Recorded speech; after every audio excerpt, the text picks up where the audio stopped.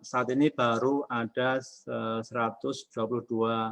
partisipan. Mungkin yang lainnya ada terkendala sinyal ataupun yang lainnya. Semoga segera bisa bergabung pada kegiatan kita malam hari ini. Baik, saya ucapkan terima kasih kepada Bapak Ibu guru hebat sekalian yang telah bergabung pada kegiatan malam hari ini. Kita akan belajar bagaimana memanfaatkan TikTok dalam pembelajaran, apalagi sekarang ini masih dalam suasana pembelajaran kita BDR, belajar di rumah, sehingga teknologi TikTok ini dapat membantu kita para guru dalam menyampaikan materi-materi pembelajaran. Baik, untuk membuka acara kita malam hari ini, kita mulai dengan pembukaan dan doa. Ya, silakan Bapak Ibu semua untuk kita berdoa untuk kelancaran acara kita malam hari ini. Doa, silakan Bapak Ibu sesuai dengan kepercayaan masing-masing, berdoa mulai. Bismillahirrahmanirrahim. Baik, untuk selanjutnya, seharusnya acara pertama adalah sambutan dari Ketua JSID sekaligus Ketua IGI, Bapak Muhammad Ramli Rahim. Cuma sampai detik ini sepertinya belum tersambung. Coba dicek Pak, barusan nanti baru tadi ada konfirmasinya. Sudah ada.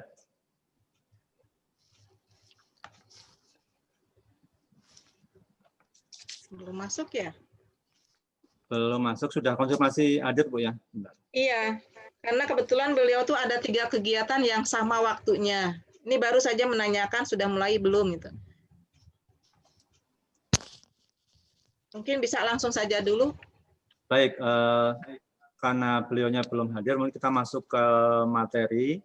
Pada malam hari ini ada 2 pemateri. Yang pertama dari Bapak Kevin Chandra, beliau senior kategori Operation Manager TikTok. Yang kedua Bapak Faris Mufid, beliau Public Policy dan Government Relation TikTok. Untuk memandu acara kita malam hari ini, saya serahkan kepada rekan Pak Iwan Purnaman, beliau selaku pengurus IGI Kabupaten Pandeglang. Kepada Pak Iwan dipersilakan untuk memandu acara. Baik, terima kasih Pak Haryono. Bapak Ibu sekalian, Assalamualaikum warahmatullahi wabarakatuh. Salam sejahtera untuk kita semua. Jumpa lagi di kegiatan ini ya, mudah-mudahan kita bisa berlanjut juga di kemudian hari. Baik Bapak Ibu, sesuai dengan tadi yang diutarakan bahwa ada kesempatan ini. Yang pertama, pembicara pertama adalah Bapak Kevin Chandra, dan kedua nanti ada Bapak Faris Mufid. Sebelum dimulai, saya mungkin informasikan dulu. Yang pertama, pembicara pertama adalah Bapak Kevin, adalah sebagai senior kategori operation dari TikTok ya. Nah, beliau ini adalah memulai karir sebagai community manager di salah satu perusahaan gaming di Beijing. Bapak Kevin juga memiliki pengalaman lebih dari 4 tahun di dunia digital. Beliau juga saat ini bertanggung jawab sebagai pengelola ekosistem dari kreator khusus di bidang edukasi. Di dalam kegiatannya beliau juga menyisihkan waktu dalam hobinya, yaitu sebagai pegiat traveling. Nah, mungkin sebagai gambaran itu yang dapat saya sampaikan. Mengingat waktu, barangkali kita langsung saja ke Pak Kevin untuk silakan memaparkan apa-apa yang perlu disampaikan. Waktunya mungkin hanya 20 menit, dibatasi saja, dan setelah itu nanti dilanjutkan dengan tanya jawab. Kepada Bapak Kevin, kalau mudah-mudahan sudah siap, dipersilahkan. Ya, terima kasih sebelumnya Pak Iwan. Mungkin Mbak Nida bisa bantu share screen-nya sebentar. Oke, sebelum sambil nunggu Mbak Nida. Jadi selamat malam Bapak dan Ibu, salam sejahtera buat semuanya yang ada di sini. Sebelumnya terima kasih untuk IGI dan juga JSDI yang sekali lagi telah memfasilitasi webinar kali ini dan mempertemukan kita dengan guru-guru yang sangat luar biasa dari Pandeglang dan seluruh kota di Indonesia. Dan terima kasih juga buat Bapak dan Ibu sekalian yang telah berkenan hadir di webinar kita malam hari ini. Nah, mungkin sebelum kita lanjut ke materi pembahasan, perkenankan saya untuk memperkenalkan diri terlebih dahulu. Nama saya Kevin Chandra, Bapak dan Ibu bisa panggil saya Kevin. Saya sendiri, seperti yang tadi disebutkan oleh Pak Iwan, berperan sebagai Senior Kategori Operation Manager, yang pada umumnya itu bertanggung jawab untuk membantu para pengguna dan juga creator untuk lebih berkembang lagi di platform TikTok. Selain itu, saya juga berperan untuk mengoptimalkan ekosistem konten khususnya di kategori edukasi. Ya, mungkin itu sedikit tentang saya. Sekali lagi, salam kenal buat Bapak dan Ibu sekalian. Mungkin kita bisa langsung saja meluncur ke topik pembahasan yang pertama. Dimulai dari... Pak Kevin, Pak Iwan, mohon maaf, itu Pak Ramli sudah masuk nih, sebentar. Iya. Oh iya.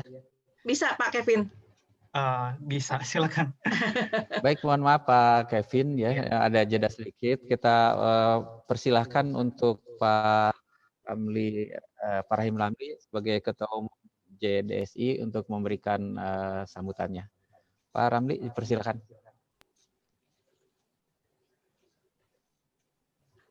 Terima kasih. Assalamualaikum warahmatullahi wabarakatuh. Suara saya jelas Pak ya? Suara jelas ya? Iya, sudah. Iya. Terima kasih. Assalamualaikum warahmatullahi wabarakatuh. Alhamdulillah. Alhamdulillah syarasala rasulullah bil huda wa dinil haq wa rabbil kafirun wa karil musyrikin. Asyhadu an la ilaha illallah wa asyhadu anna muhammadan rasulullah.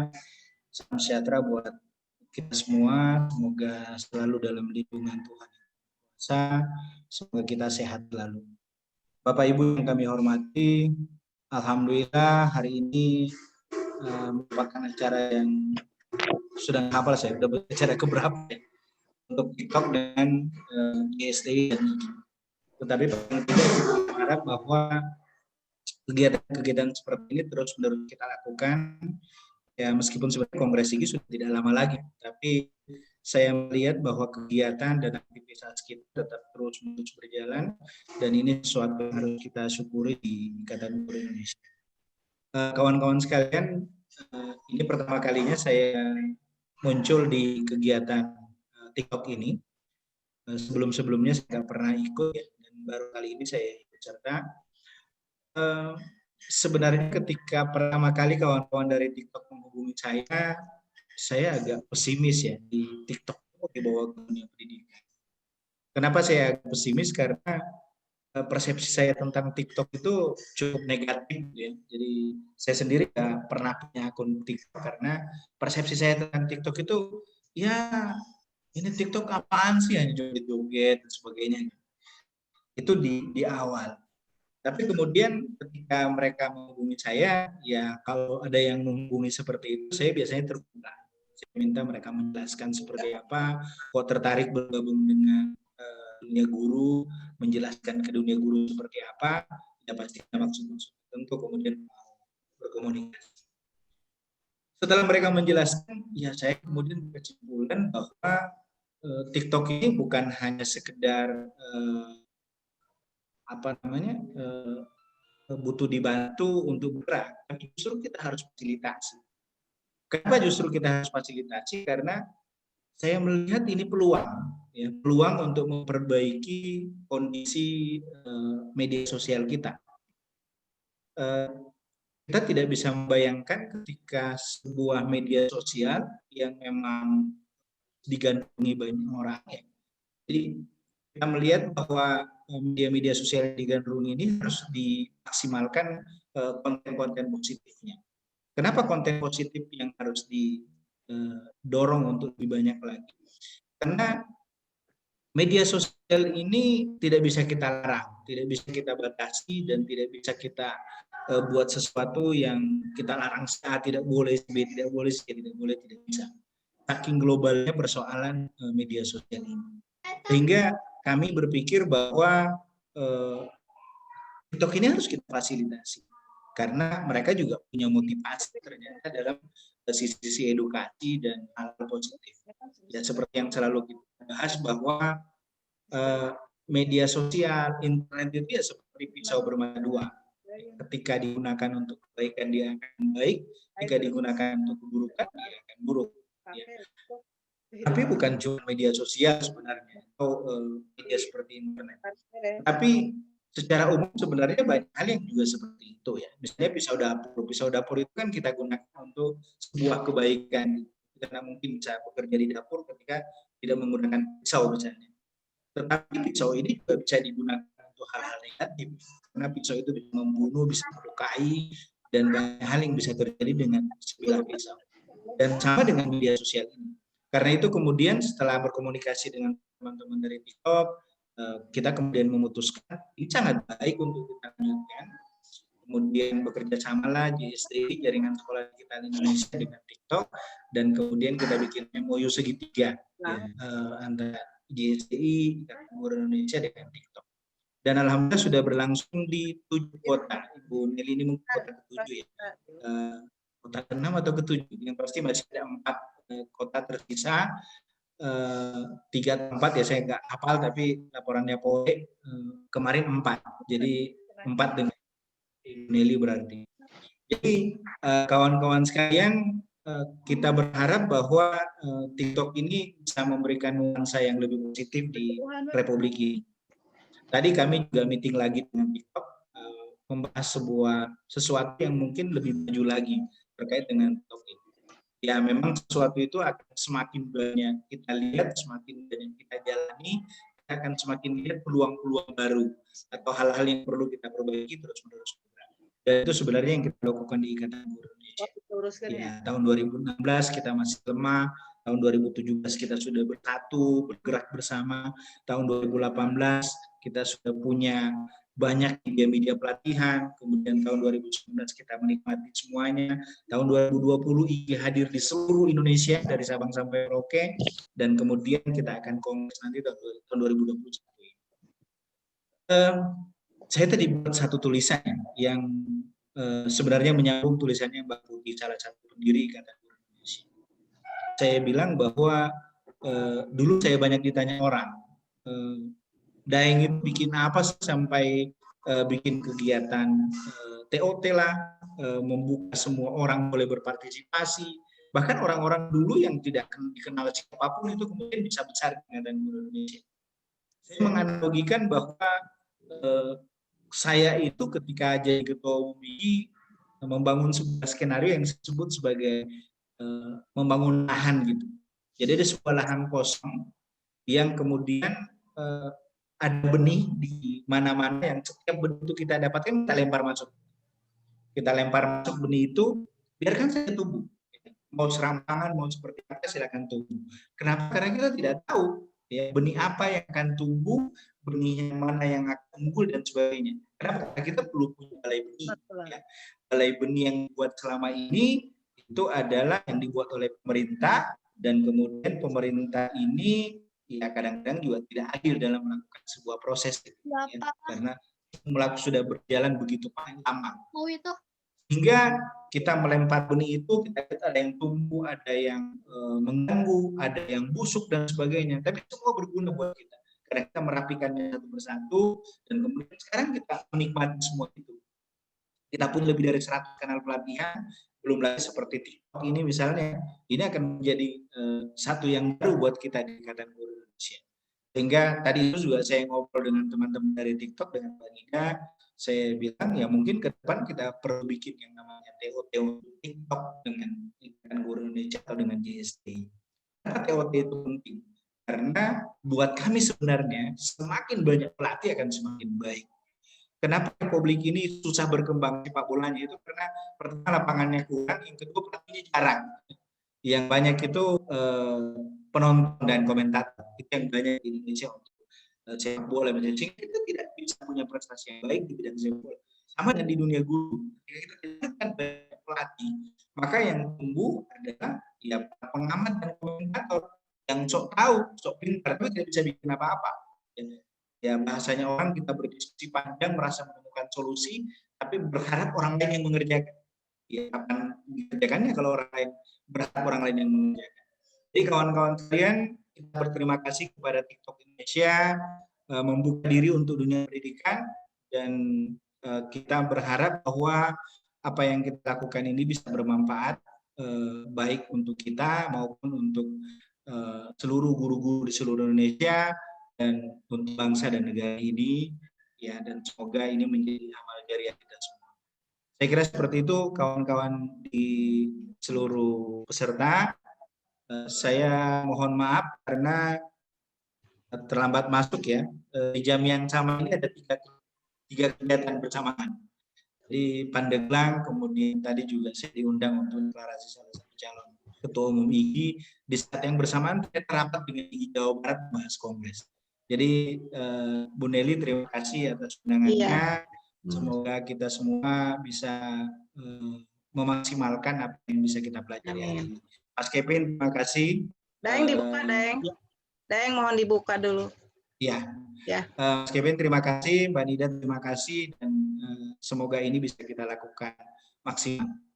Dengan mengucapkan Bismillahirrahmanirrahim atas nama Ketua Umum Pengurus Pusat Ikatan Guru Indonesia, saya dengan ini membuka kegiatan pelatihan TikTok, IGI, JSDI, dan TikTok. Semoga semua mendapat berkah dari Allah Subhanahu wa Ta'ala. Amin. Terima kasih. Assalamualaikum. Waalaikumsalam warahmatullahi wabarakatuh. Terima kasih, Daeng. Nelly, Terima kasih, Mas Kevin, Mbak Nida, saya izin ya. Iya, Mas. Pindah Iya, lagi. Daeng. Sukses, Daeng. Terima kasih. Terus. Ya. Waalaikumsalam. Baik, terima kasih Pak Rahim Ramli sebagai Ketua Umum JSDI yang sudah memberikan sambutannya, dan Bapak Ibu sekalian yang saya hormati, kita memanfaatkan waktu lebih baik lagi. Untuk selanjutnya kembali dipersilahkan untuk melanjutkan paparannya Bapak Kevin ya. Silahkan Pak Kevin. Oke, terima kasih Bapak Iwan. Terima kasih juga buat tadi tanggapan dan sambutan hangat dari Bapak Ramli. Untuk mempersingkat waktu, mungkin kita bisa langsung lanjutkan ke materi pembahasan hari ini. Semoga dengan adanya webinar ini bisa membuka pandangan baru juga buat Bapak dan Ibu guru sekalian.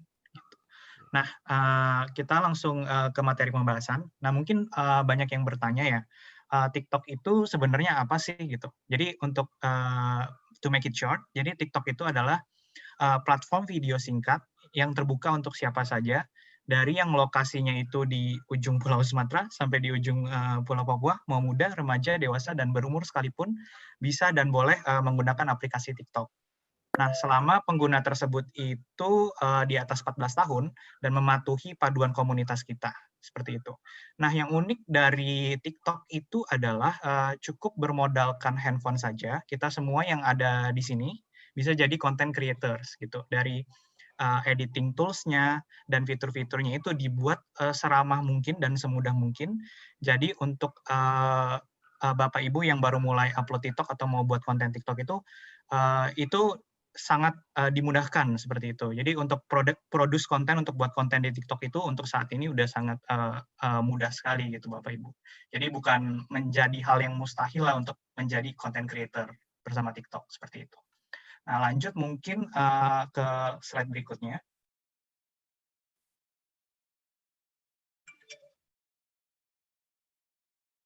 Yap.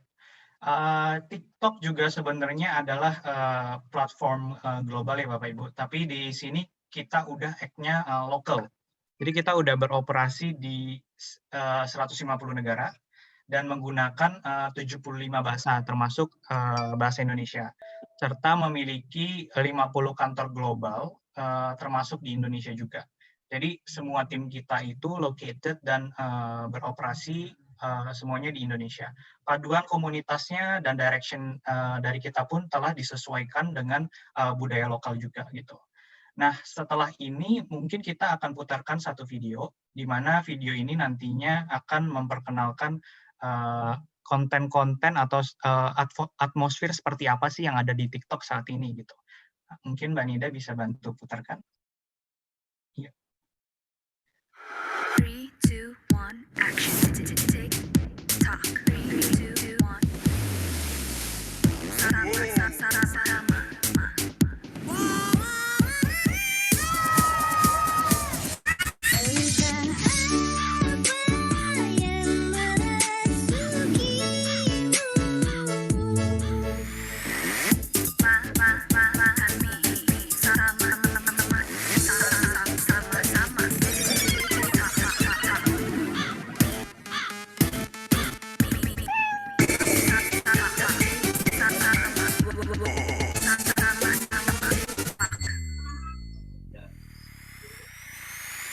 Apa namanya?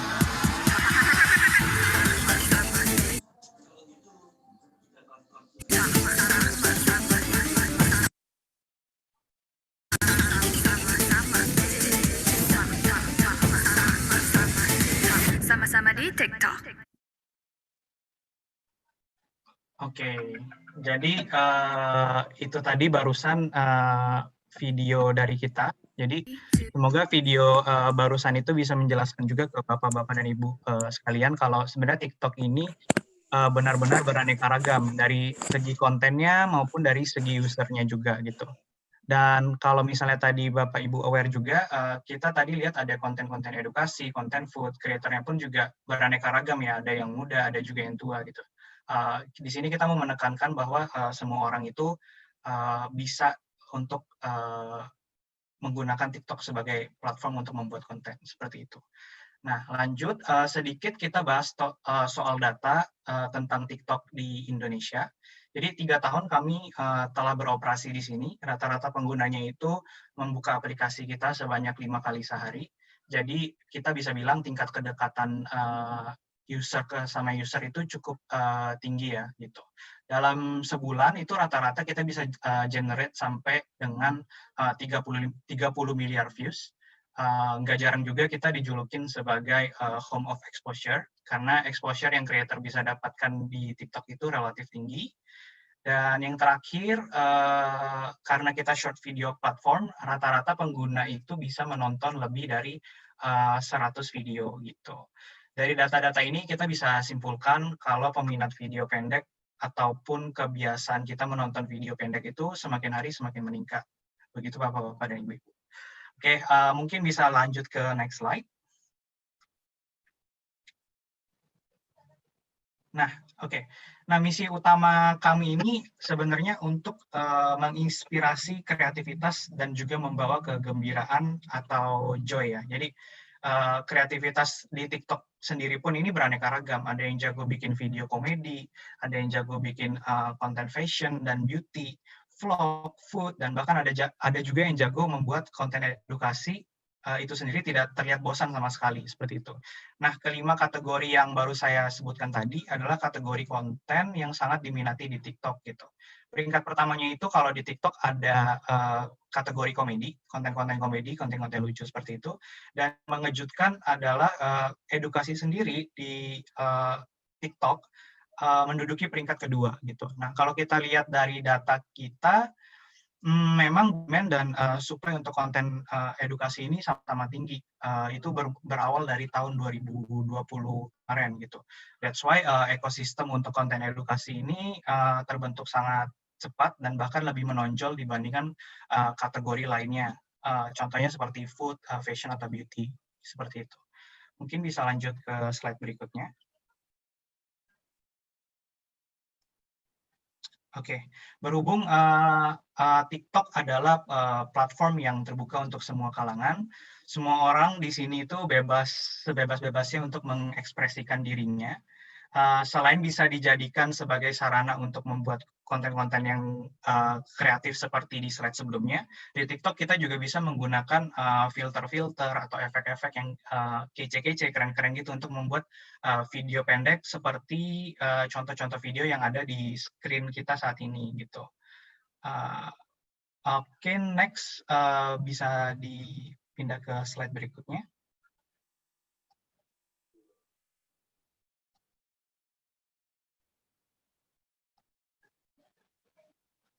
Mbak Nida bisa ya, oke. Nah, sebenarnya nggak jarang juga TikTok itu dijadikan sebagai trendsetter. Ada banyak konten-konten yang viral bermunculan dan lahir itu dari TikTok seperti itu. Contohnya ada konten seperti Wipe It Down, Pass the Brush Challenge, ada juga Any Song Challenge. Nah, viralnya ini bahkan nggak cuma di TikTok Indonesia, tapi bisa juga nyebar ke mancanegara juga. Jadi berawal dari Indonesia, konten-konten yang diproduksi oleh creator-creator atau user-user kita itu bisa go internasional juga, semisalnya viral seperti itu. Oke, bisa next, Mbak Nida. Oke, Next ini saya akan berbicara tentang tampilan di TikTok ya. Jadi yang pertama itu kita ada halaman yang namanya For You page atau kita biasa singkat jadi FYP. Nah di sini adalah tempat di mana biasanya TikTok itu merekomendasikan konten-konten ke para penggunanya. FYP ini kita bisa bilang sebagai halaman utama kita gitu. Nanti akan saya jelaskan lebih detail tentang gimana sih kinerja dari FYP ini. Lalu di sini juga ada discovery page, poin nomor 2. Nah, di sini tempatnya kita bisa ngelihat tren-tren yang lagi happening nih di TikTok dari challenge-nya, dari musiknya, dan juga stikernya. Nah, setelah itu di part yang nomor 3 itu ada video shooting. Jadi memang di part yang nomor 3 ini, TikTok itu memfasilitasi user dan creator-nya itu untuk membuat konten. Jadi untuk fitur, filter, dan efek-efeknya itu memang dibuat seramah mungkin. Jadi semua pengguna itu bisa membuat konten di TikTok gitu. Dari ngedit-ngedit, input teks, semuanya bisa langsung diaplikasikan lewat TikTok, seperti itu.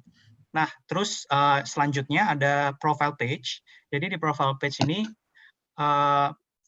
sebelumnya saya perlu tekankan TikTok itu tidak berkompetisi dengan platform manapun. Jadi kalau semisalnya Bapak Ibu ada akun sosial media lain itu sebenarnya bisa semuanya di-input di profile page ini gitu. Jadi kalau suatu saat nanti TikTok Bapak Ibu tiba-tiba viral, nggak menutup kemungkinan mereka tuh bisa visit sosial media Bapak Ibu yang lain gitu dari profile page-nya TikTok gitu. Nah, profile page ini adalah feed seperti untuk tampilan untuk menampilkan informasi data diri pengguna TikTok dan juga video-video apa saja yang mereka upload seperti itu gitu.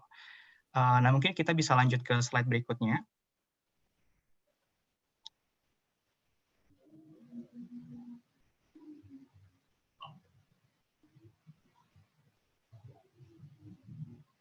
Oke, nah mungkin saya akan jelasin lebih detail lagi tentang fitur ini ya, tentang apa sih itu For You page gitu. Jadi FYP ini sebenarnya adalah yang bikin TikTok itu beda dari yang lain gitu. Nah, sedikit fun facts tentang TikTok. Jadi TikTok ini bukan social media, melainkan content distribution platform. Nah, bedanya apa nih social media dan content distribution platform gitu. Nah, kalau social media itu kan berpatokan banget sama followers ya. Let's say followers Bapak dan Ibu Guru itu ada 2.000. Nah, yang bisa lihat konten Bapak dan Ibu Guru itu hanya 2.000 orang saja gitu. Berbeda dengan TikTok. Nah, di TikTok ini selain bisa didistribusikan ke followers kita, konten yang Bapak Ibu upload juga bisa didistribusikan ke pengguna lain yang bukan followers kita. Jadi, to make it simple, contohnya, Bapak dan Ibu Guru baru buat akun TikTok. Di TikTok itu kan fansnya 0 kan ya. Nah, cuman konten yang Bapak Ibu upload itu menarik banget gitu. Kemasnya rapi, story-nya pun juga dapat gitu, konten-konten yang positif. Nah, itu nggak menutup kemungkinan konten yang Bapak Ibu upload itu bisa ditonton oleh 100, 1000, 10.000, 1000, bahkan 1 juta orang pun bisa melihat konten tersebut. Padahal followers-nya itu 0 gitu. Nah, itulah yang membedakan content distribution platform dan social media. Oke, nah sampai sini Bapak Ibu pasti penasaran juga kan gimana sih cara kerjanya For You page ini gitu. Kenapa bisa canggih banget, bisa followers 0, tapi yang nonton bisa sampai 1 juta gitu. Nah, jadi cara kerja FYP itu based dari interest dan ketertarikan kita gitu. Kita sukanya apa, nanti sistem kita bakal cari tahu kita itu sukanya apa. Nah, saya suka nonton konten bahasa Jepang gitu ya. Nah, setiap pada konten ini saya like-in, saya tulis komen, saya juga share. Nah, dengan begitu tuh TikTok bisa tahu gitu. Oh, ternyata si Kevin ini sukanya konten bahasa Jepang gitu. Nah, konten-konten bahasa Jepang yang nantinya saya lihat itu bisa jadi bukan dari konten creator yang saya ikutin, melainkan dari user lain yang saya nggak kenal juga gitu. Jadi saya disodorin terus tuh konten-konten bahasa Jepang gitu. Nah, sebenarnya inilah salah satu alasan yang membuat TikTok ini adalah sarana yang tepat untuk kita saling berbagi konten-konten positif, berbagi konten edukatif juga. Kenapa? Karena yang nonton konten kita itu nantinya bukan hanya fans kita saja, tapi orang lain yang nggak kenal kita pun bisa nonton konten-konten kita seperti itu. Dengan kata lain, jangkauan yang kita dapatkan itu bisa lebih luas gitu. Kalau misalnya sosial media followers 2.000 bisa ditonton sama 2.000, kalau di TikTok followers 0 bisa ditonton sampai ratusan ribu bahkan jutaan seperti itu. Nah, dari segi pengguna jelas fitur ini akan membantu kita ya. Jadi bisa jadi konten yang muncul pertama kali di FYP Bapak Ibu itu sebenarnya adalah konten yang memang kita suka gitu. Karena dipelajarin juga kan habit kebiasaan kita sebagai user itu seperti apa. Jadi disodorin terus. Nah, kalau semisalnya kita nggak suka pun kita bilang not interested gitu ke TikTok-nya. Konten terus kalau misalnya kita udah bilang gue nggak suka nih konten ini, nah kemungkinan besar konten seperti itu nggak akan muncul lagi. Atau kalau misalnya menurut Bapak Ibu ada konten yang melenceng, itu bisa langsung dilaporkan ke feedback ke TikTok-nya sendiri seperti itu. Nah itu dari segi pengguna ya. Nah kalau misalnya kita ngomong dari segi creator, jadi sebenarnya jangan khawatir konten Bapak Ibu itu nggak ada yang nonton sama sekali, karena TikTok itu adalah content distribution platform dan kita tidak patokan penuh juga dari followers gitu. Jadi seperti yang tadi saya sampaikan, kalau misalnya kontennya menarik, mau viewersnya 0 pun bisa mencapai ratusan bahkan jutaan views gitu. Jadi sekali lagi jangan khawatir tidak ada views, yang penting kita mulai aja dulu seperti itu. Nah mungkin bisa dilanjutkan ke next slide.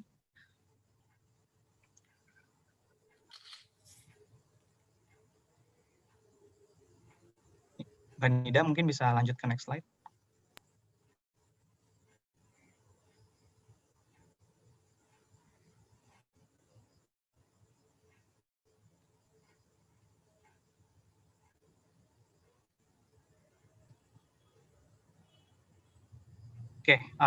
Oke. Nah tadi Nah, tadi sempat saya sebutkan di awal kalau sebenarnya itu konten edukasi di TikTok sudah semakin populer ya. Jadi demand-nya atau minat dari user kita itu untuk menonton konten edukasi itu sangat tinggi. Begitu pula dengan supply-nya gitu. Nah, tinggal bagaimana kita bisa memanfaatkan TikTok ini untuk berbagi ilmu ataupun edukasi seperti itu. Buat Bapak Ibu yang baru download TikTok atau lagi coba-coba bikin konten edukatif dan informatif di TikTok, Bapak Ibu itu bisa cek hashtag kita sama-sama belajar. Jadi di hashtag ini itu ada banyak sekali referensi di sini, mulai dari bagaimana cara kita mengemas kontennya, bagaimana cara kita menyampaikan informasinya, itu semua ada di hashtag ini gitu. Nanti masuknya itu dari discovery page yang ikonnya kacang besar tadi. Nah, di hashtag sama-sama belajar ini, segala konten edukasi dari segala subjek itu komplit ada di sini semua gitu. Dari belajar bahasa asing, matematika, biologi, fisika, dan lain-lain gitu. Nanti bisa diulik-ulik, bisa dicari-cari di hashtag sama-sama belajar ini. Nah, seperti yang tertampil di layar, kita lihat di sini hashtag sama-sama belajar sendiri itu udah ada sekitar 1,2 juta video dan telah dilihat 40 miliar pengguna per hari ini gitu. Nah, selain ini selain itu konten edukasi ini pun juga telah menduduki peringkat kedua di ekosistem TikTok gitu. Nah, sedikit cerita tentang background sama-sama belajar. Jadi hashtag campaign ini awalnya kita launch di bulan Mei di tahun 2020, bertepatan dengan Hari Pendidikan Nasional. Jadi dikarenakan semua aktivitas semenjak bulan Mei dilakukan dari rumah, dan ini adalah salah satu yang memicu pengguna ataupun creator untuk memanfaatkan TikTok sebagai sarana untuk mencari informasi ataupun belajar seperti itu. Nanti Bapak dan Ibu sekalian mungkin setelah ini bisa coba cek hashtag-nya. Nama hashtag-nya itu sama-sama belajar. Sebelum. Oke, next slide. Oke, lanjut ke slide berikutnya. Jadi memang sudah terbukti kalau kebiasaan dari in-app user kita itu sudah mulai berubah ya. Jadi selain mengikuti trending content, viral music, atau melakukan aktivitas fun lainnya, ternyata konten edukasi sendiri juga mendapatkan panggung di TikTok seperti itu. Nah, terbukti dari hashtag sama-sama belajar yang belum 1 tahun kita launch, tapi mendapatkan antusiasme yang sangat tinggi sekali seperti itu. Kalau kita bicara tentang konten edukasi, itu konteksnya akan sangat luas. So to make it simple dan terarah, di sini kita bagi jadi 6 subkategoris under education.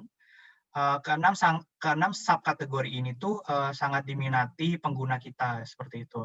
Yang pertama itu ada education. Di dalamnya itu ada pengetahuan umum, pelajaran sekolah, dan juga bahasa. Selain itu, ada kategori lain seperti teknologi, motivation, bisnis, DIY, life hacks, dan juga fotografi ataupun videografi.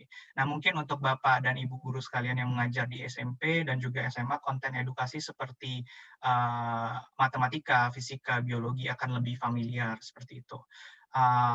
Bagaimana cara untuk membuat konten edukasi yang fun dan bisa diminati di TikTok? Nanti akan saya jelaskan setelah ini. Seperti itu. Oke, mungkin ya bisa lanjut ke next slide. Oke, nah sekarang kita lompat ke contoh video ya. Jadi kalau dari tadi kita lebih ke teori pengenalan tentang TikTok, nah sekarang saya akan tunjukkan video dari beberapa creator kita yang mendapatkan sentimen positif dan view-nya itu juga sangat tinggi seperti itu. Yang pertama itu ada Bu Ira. Jadi Bu Ira ini adalah salah satu dosen di Universitas Padjadjaran Bandung. Mungkin bisa dicoba putarkan videonya terlebih dahulu, Mbak Nida.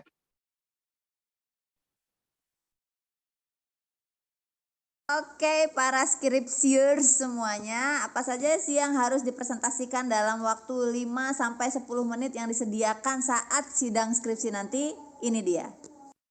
Slide pertama itu identitas skripsi kita, judul, nama kita, nama pembimbing, identitas kampus. Cari PPT-nya pakai template-template yang menarik ya, cari di Canva atau googling, browsing-browsing yang cakep deh ya.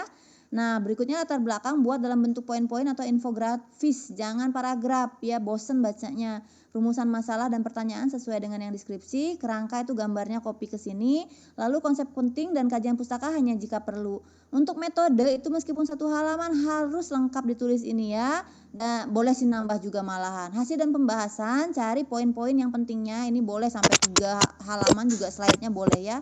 Simpulan dan saran sedikit aja. Nah, ucapan terima kasih dan jangan pakai inisiatif. Ada tulisan, apakah ada pertanyaan? Oke. Oke, para skripsiers. Oke, yap, itu dia video edukasi dari Bu Ira. Jadi Bu Ira ini kreatif banget ya Bapak Ibu. Jadi dia itu seperti membuat layanan curhat online ke mahasiswa dan mahasiswi. Dia tahu kalau mahasiswa dan mahasiswi itu pada takutnya tuh sama yang namanya skripsi gitu. Nah, pada akhirnya Bu Ira ini membuat konten tips dan trik gimana sih cara menghadapi skripsi seperti itu. Nah, Bu Ira ini berhasil mengemas seluruh keresahan dan pertanyaan mahasiswa dan mahasiswi tentang skripsi dan menjadikannya itu konten edukasi yang sangat informatif seperti itu. Nah, mungkin ini salah satu metode juga yang kita bisa tiru untuk kedepannya. Untuk konten seperti yang barusan kita putarkan, kira-kira ada yang tahu nggak Bapak Ibu ini dapat views-nya berapaan tuh? Gitu. Oke, to make it untuk menghemat waktu, jadi untuk video yang pertama itu berhasil ditonton lebih dari 1 juta pengguna di TikTok. Itu angka yang sangat fantastis banget ya Bapak Ibu. Nah, Bu Ira sendiri pun cukup aktif di TikTok dan mungkin nanti Bapak dan Ibu jika ada waktu bisa mampir ke akunnya Bu Ira untuk cek-cek konten-kontennya kira-kira seperti apa sih gitu. Dan engagement yang Bu Ira dapatkan setiap harinya tuh bisa terbilang cukup tinggi seperti itu. Nah, yang kedua ada creator edukasi namanya Tata. Jadi sebenarnya Tata ini belum lulus kuliah, tapi dia demen banget ngajarin teman-teman yang lain di TikTok soal matematika gitu. Jadi semua kontennya itu kebanyakan membahas tentang rumus matematika, terus trik-trik gimana cara kita bisa ngerjain soal matematika dengan cepat seperti itu. Nah, mungkin bisa coba dibantu putarkan, Mbak Nida.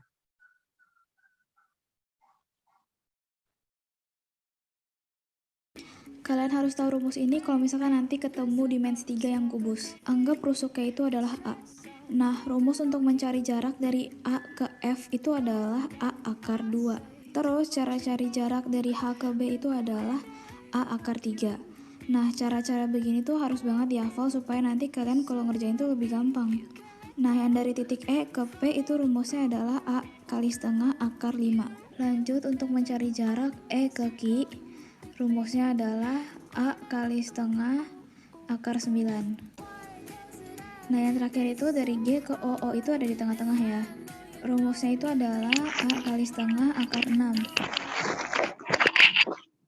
Oke, nah di sini bisa kita lihat juga ya Bapak dan Ibu, untuk membuat satu konten edukasi di TikTok itu sangatlah mudah.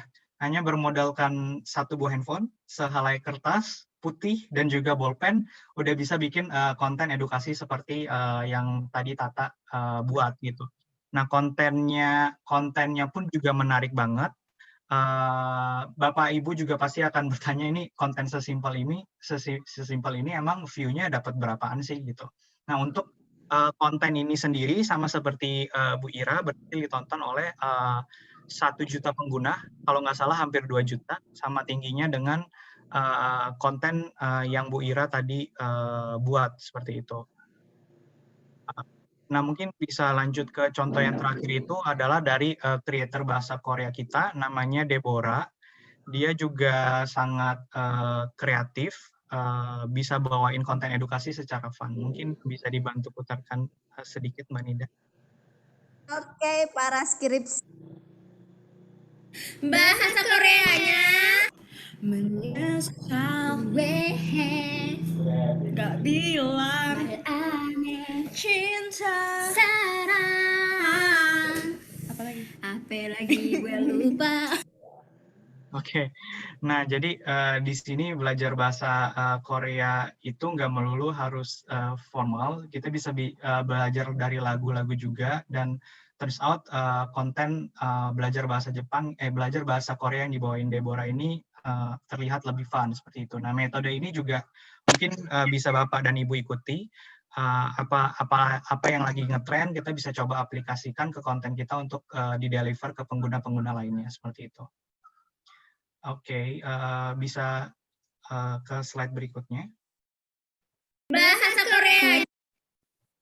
Oke, nah setelah tadi lihat video-video, contoh-contoh video dari creator, pasti beberapa dari Bapak Ibu juga timbul pertanyaan, gimana sih sebenarnya cara input teks, masukin suara, masukin foto, pakai filter, efek, dan lain-lainnya. Nah, tenang aja, semuanya itu bisa dilakukan di aplikasi TikTok langsung. Jadi di TikTok itu kita ada fitur-fitur yang ramah banget untuk mendukung Bapak dan Ibu membuat konten edukasi yang simple, informatif, dan juga fun. Nah, yang pertama kita bisa lihat ada fitur green screen. Kalau kita biasa menjelaskan tanpa visual, terkadang itu bisa suka bikin bingung banyak orang ya. Jadi, nah fitur green screen ini mempermudah kita untuk membuat suatu gambar menjadi background di video kita gitu. Contohnya kita bisa lihat di video pertama, mungkin. Guys, kalian harus waspada sama cermin di tempat umum. Jadi ternyata banyak banget pihak-pihak yang jahat yang biasa menggunakan cermin 2 arah untuk ngintip. Nah, terus cara bedainnya gimana sih? Caranya yaitu kalian tempelin jari kalian di kaca kayak gini. Terus kalau nggak nempel kayak gini, berarti itu adalah cermin 1 arah yang aman. Nah, tapi kalau kalian nempelin terus nggak ada jarak kayak gini, itu berarti cermin 2 arah. Jadi hati-hati kalau di tempat umum kalian mau ganti baju, kalian cek dulu. Oke, nah itu dia tadi fitur green screen. Jadi sebenarnya sangat direkomendasikan banget untuk Bapak dan Ibu yang mau bikin konten edukasi, karena kita nggak perlu pakai gambar yang di print, atau misalnya kita nggak perlu tulis di kertas poin-poinnya, tapi kita bisa pakai fitur green screen ini. Jadi nanti gambarnya akan terlihat di belakang kita seperti itu. Nah, terus kita juga ada fitur untuk menambahkan teks. Jadi fitur teks ini sendiri kita gunakan untuk memperjelas konten yang kita buat, atau misalnya kita lagi malas ngomong banget nih. Nah, kita bisa mainin di fitur teks ini gitu. Nah, mungkin kita bisa coba lihat video yang kedua.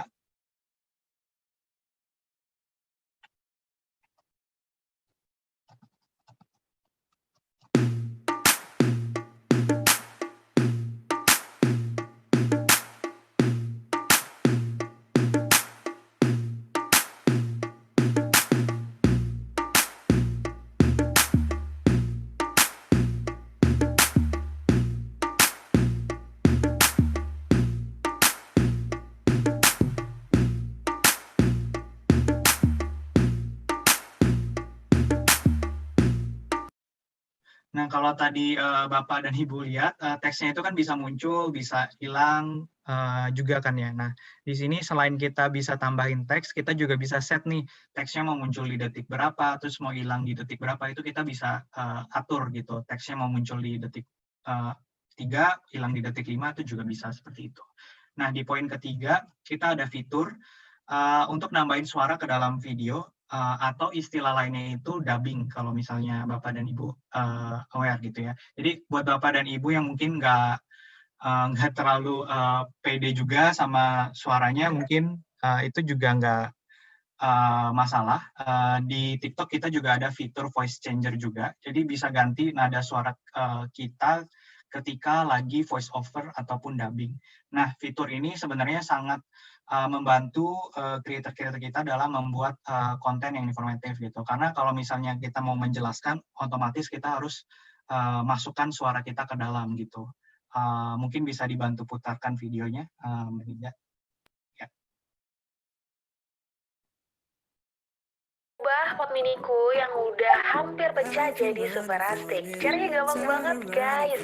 Kalian cukup siapin lem tembak dan juga tali goni. Terus untuk pot ini kalian kalau nggak punya pakai botol-botol bekas yang ada di rumah kalian juga bisa. Caranya gampang banget ya ini. Kalian tinggal kasih lem aja di potnya. Terus tali goninya tinggal ditempelin. Terus diputar-putar sampai full ke atas. Kalian bisa variasiin juga, kasih pita atau manik-manik gitu ya. Tapi ini aku buat yang polosan aja. Gampang banget kan? Jadi super asik. Oke, contoh video voice over dan voice changer seperti video barusan. Dan yang terakhir itu TikTok juga bisa memasukkan emoji-emoji atau emoticon yang sangat beragam ya, Bapak Ibu. Dan bagi Bapak Ibu yang mau cari emoji apapun yang ada di aplikasi TikTok itu bisa nanti ketika setelah upload konten nanti ada option tambahkan stiker dan juga emoji. Jadi beraneka ragam banget, emoji apapun ada di dalamnya gitu. Mungkin bisa dibantu putarkan contoh video terakhirnya, Menida. Ya. Jangan diterusin kalau pose pura-pura dikejar paparazinya masih kayak begini. Nah, bentuk kaki kalian seperti huruf A, lalu tahan kaki bagian depan pada tumit dan kaki bagian belakang pada jari kaki. Sambil digerakin maju mundur kayak gini.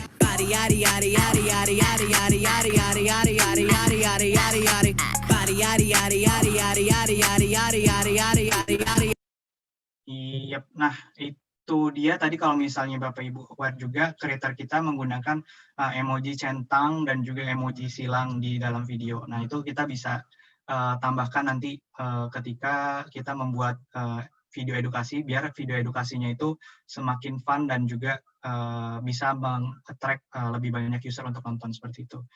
Oke, itu dia barusan tadi fitur-fitur yang sangat diperlukan atau perlu digunakan ketika Bapak dan Ibu membuat konten edukasi. Kenapa? Karena dengan menggunakan fitur-fitur barusan yang tadi, video edukasi yang Bapak dan Ibu akan terlihat lebih menarik. Dan yang pasti fun juga, seperti itu. Oke, mungkin bisa lanjut ke next slide. Kalian harus waspada. Jangan diterusin kalau Oke, mungkin terakhir dari saya akan share tips-tips apa aja sih yang perlu diperhatikan dan gimana caranya kita bisa bertumbuh atau nge-grow account kita tuh di TikTok gitu. Nah, poin pertama, selalu lengkapi profil Bapak dan Ibu sekalian. Ini dengan tujuan pengguna-pengguna yang mengunjungi profil TikTok Bapak dan Ibu guru sekalian, tahu kalau akun ini itu benar-benar legit gitu, bukan akun bodong lah istilahnya seperti itu. Selain itu, karena TikTok adalah content distribution platform, kita sarankan kalau semisalnya Bapak Ibu ada akun sosial media lain juga bisa dicantumin di profil. Kenapa? Karena bisa saja suatu saat nanti ada salah satu video dari Bapak Ibu yang viral, nah video yang viral, pengguna TikTok itu biasa mau cari tahu nih apakah akun ini ada di sosial media lain atau tidak gitu. Jadi sangat bagus juga untuk nge-grow akun Bapak dan Ibu guru juga di luar TikTok seperti itu. Yang kedua, selalu up to date dengan current trend di luar maupun di dalam TikTok. Tadi Bapak dan Ibu guru juga udah lihat contoh video di berbagai tipe konten. Jadi ada yang menggunakan viral musik sebagai background music, ada yang menggunakan topik yang lagi trending sebagai konten edukasi mereka. Nah, tren ini pun juga kita bisa pantau di halaman Explore yang tadi sempat awal saya jelaskan juga, yang ikonnya itu berbentuk kaca pembesar seperti itu. Jadi udah praktis banget ya pokoknya, apapun yang lagi viral di TikTok kita bisa cari di halaman Explore tersebut seperti itu. Yang ketiga, sebisa mungkin kalau mau posting itu pilih cover video yang menarik. Jadi ketika nanti pengguna masuk ke profilnya Bapak dan Ibu guru sekalian, semua konten tertata rapi dan user tahu mau lihat konten-konten yang mana aja seperti itu.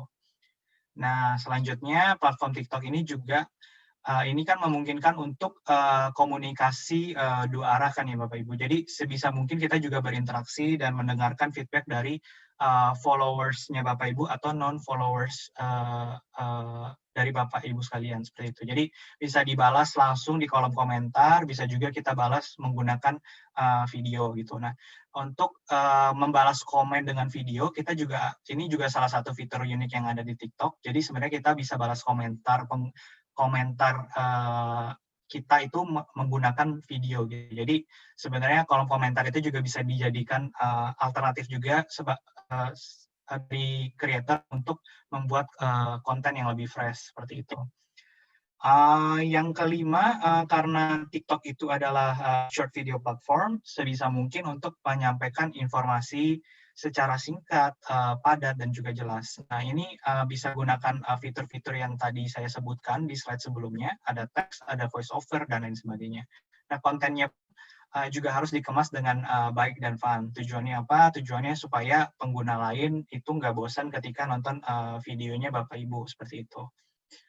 Dan yang terakhir, pastikan akun Bapak dan Ibu itu ada karakternya ya. Jadi kalau mau bahas tentang hitung-hitungan, sebisa mungkin 70% sampai 80% konten Bapak Ibu itu ya tentang hitung-hitungan. Begitu pula dengan kategori lain ya. Dan yang paling penting sebenarnya itu adalah konsisten. Jadi semuanya itu butuh proses untuk nge-grow account TikTok. Jadi butuh banget kesabaran dan juga konsistensi ketika kita baru terjun atau memulai experience untuk ngupload konten edukasi seperti itu.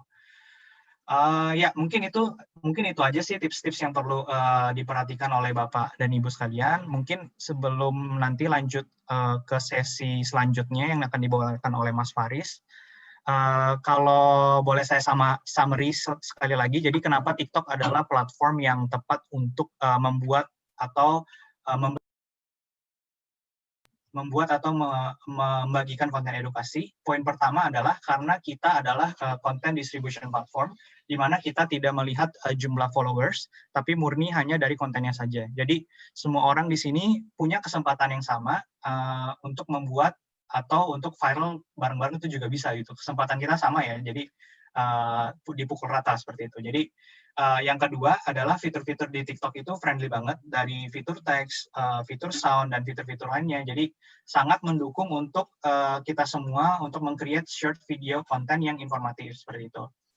Dan yang terakhir, konten informatif udah menjadi favorit masyarakat TikTok ya. Jadi konten yang memiliki alur cerita dan mengedukasi akan lebih mudah untuk mendapatkan views. Terbukti dari performance hashtag sama-sama belajar yang tadi sempat saya sampaikan, itu sudah ditonton 40 miliar pengguna seperti itu.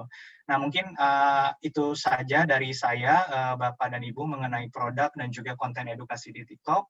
Mudah-mudahan ini semua jelas. Semoga Bapak dan Ibu bisa melihat juga sisi lain dari TikTok yang bisa dijadikan sebagai sarana edukasi. Ya mungkin itu saja Pak Iwan, saya kembalikan ke moderator. Terima kasih, semoga membantu. Ya, terima kasih Pak Kevin atas paparannya, begitu mendetail ya. Kita bisa terbuka wawasan yang selama ini mungkin kita sedikit underestimate ya, persepsinya negatif tentang TikTok yang ternyata setelah dipaparkan begitu hebat gitu ya, bisa kita gunakan untuk berbagai hal, terutama yang positif, apalagi di bidang edukasi. Baik Bapak Ibu sekalian, mengingat waktu, saya kira kita akan mempending dulu tanya jawab, nanti saja tanya jawabnya setelah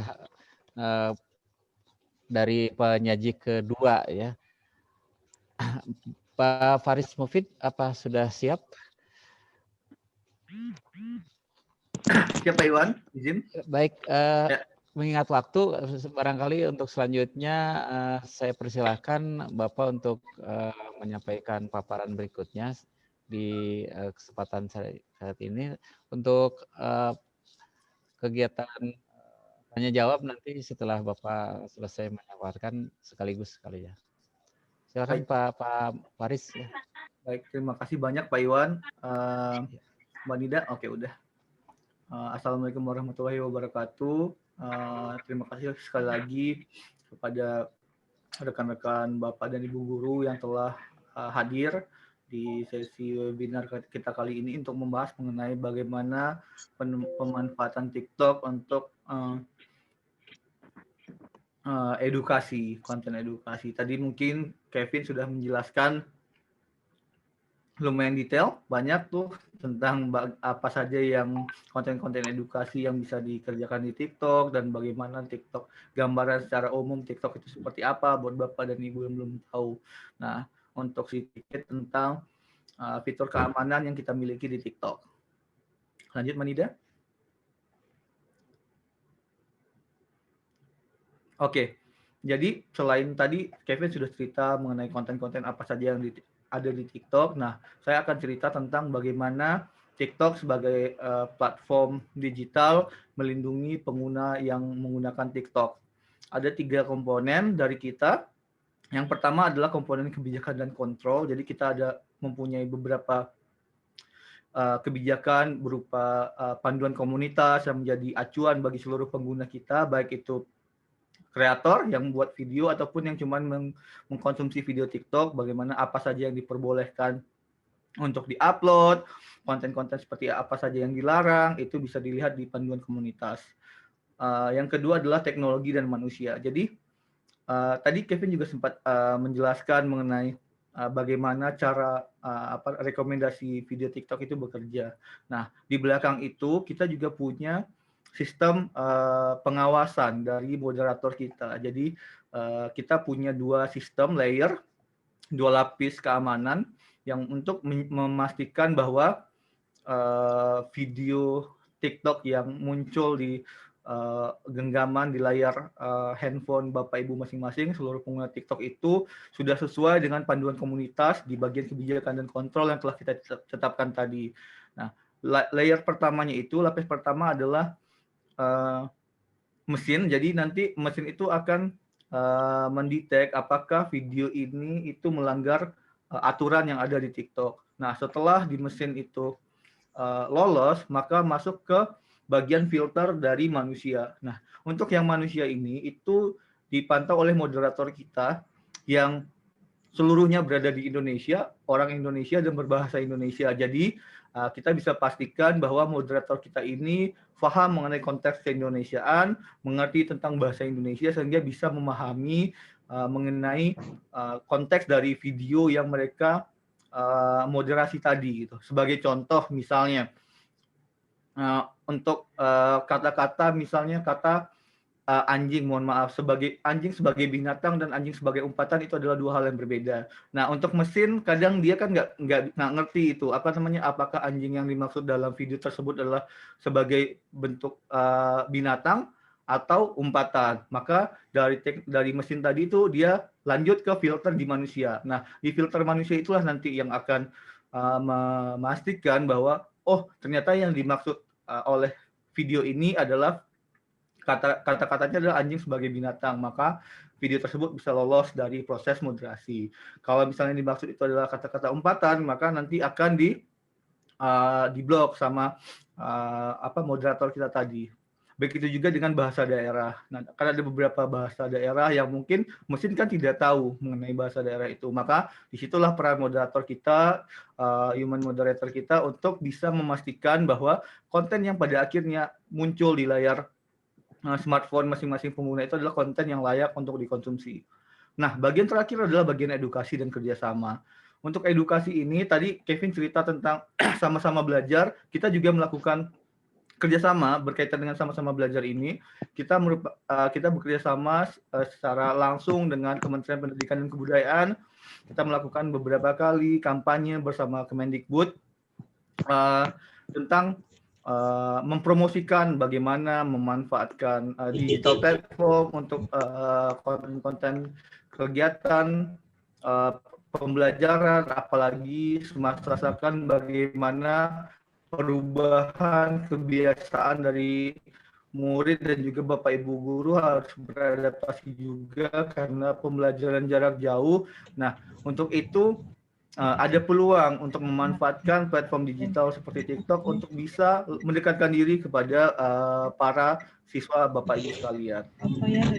Untuk lebih detailnya nanti saya bisa share sedikit tentang apa saja kerjasama yang kita lakukan dengan pemerintah. Next, Mbak Nida. Saya bahas mengenai panduan komunitas.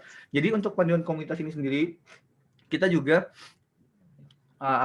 comply dengan peraturan yang berlaku di Indonesia. Jadi kita punya panduan komunitas secara global, tapi untuk Indonesia kita sesuaikan dengan konteks keindonesiaan. Jadi ada beberapa panduan komunitas yang memang kita kita adjust dengan peraturan yang ada di Indonesia. Makanya nanti Bapak Ibu sekalian, nanti untuk panduan komunitas ini sendiri itu bisa dicek di aplikasi TikTok. Buka aplikasi TikToknya, nanti lihat bagian pengaturan, di situ ada pilihan setelah bagian pengaturan itu adalah panduan komunitas. Nanti bisa dibaca apa-apa saja kegiatan yang diperbolehkan, konten seperti apa yang diperbolehkan, atau konten apa saja yang dilarang. Untuk konten yang dilarang, contohnya misalnya pornografi, itu dilarang sama sekali di TikTok, dan bahkan tadi berkaitan dengan konten moderasi tadi, untuk konten pornografi itu udah langsung otomatis dihapus oleh mesin kita. Sistem sampai masuk ke moderasi manusia, itu di mesin sudah langsung dihapus gitu.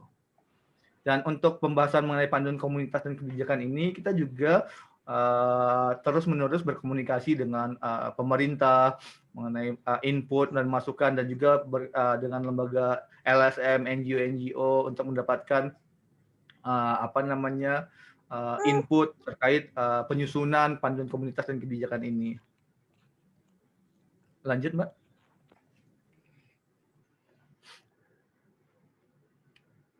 Nah, tadi kita sudah bicara tentang panduan komunitas. Nah, untuk hal yang lebih detail, kita juga menyiapkan kontrol keamanan untuk pengguna kita. Yang paling utama adalah ada batas usia minimal di TikTok. Jadi TikTok tidak untuk anak-anak. TikTok ditujukan untuk batas usia minimal remaja, di mana batas usia minimalnya adalah 14 tahun. Untuk batas usia minimal ini kita paling tinggi untuk di Indonesia, batas usia minimal dibanding platform digital lainnya yang mungkin Bapak dan Ibu sudah familiar. Di kita 14 tahun, sementara yang lain itu di bawah itu gitu. Nah, selanjutnya untuk menjaga pengguna kita yang juga di antara usia 14 tahun sampai 16 tahun, kita juga menonaktifkan, melarang pengguna kita di rentang usia 14 sampai 16 tahun itu tadi untuk berkirim pesan rahasia, pesan secara langsung, direct message di akun TikTok mereka. Jadi ini untuk menghindari komunikasi yang tidak diharapkan, yang biasanya ini berangkat dari pendekatan yang dilakukan oleh orang-orang yang tidak bertanggung jawab kepada remaja di usia yang masih di sekitar 14 sampai 16 tahun tadi, untuk bisa saja untuk kejahatan, untuk penculikan, atau untuk melakukan predator seksual. Nah, itu hal yang coba kita tanggulangi dengan membatasi memberikan larangan untuk pengiriman pesan di bawah usia 16 tahun. Untuk sistem pesan ini kita juga melarang pengguna kita untuk berbagi video atau berbagi nomor handphone di pesan itu. Jadi kan mereka tidak bisa kirim-kiriman nomor HP atau bertukar-tukar video di pesannya, sehingga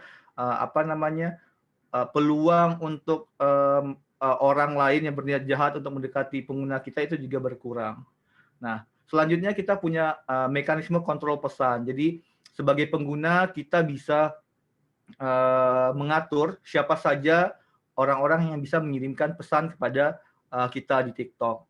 Kita juga bisa mengontrol konten seperti apa saja yang bisa dilihat, konten kita, siapa yang bisa melihat atau berinteraksi dengan siapa saja di konten kita upload tadi. Turunannya, komentarnya juga bisa. Jadi misalnya saya gendut nih, saya nggak suka kalau disebut gendut gitu. Jadi saat saya upload video, saya akan atur untuk kolom komentarnya. Saya nggak mau kalau ada orang yang komen tentang kata gendut. Maka saya bisa filter kata gendut itu untuk nggak bisa keluar di kolom komentar di video saya tadi. Yang terakhir turunannya adalah apabila Bapak dan Ibu guru membuka TikTok dan menemukan konten yang dirasa tidak pantas, tidak sesuai dengan panduan komunitas yang seperti yang Bapak Ibu cek di aplikasi, itu Bapak Ibu juga bisa melakukan pelaporan atas konten tersebut atau atas akun tersebut. Nanti kami dari tim TikTok akan melakukan pengecekan, dan kalau misalnya akun tersebut terbukti melakukan pelanggaran, maka kami akan tindak lanjuti. Detailnya di slide berikutnya, Mbak Nida. Nah, ini contoh mekanisme pelaporan. Di gambar pertama itu ada kayak tanda panah.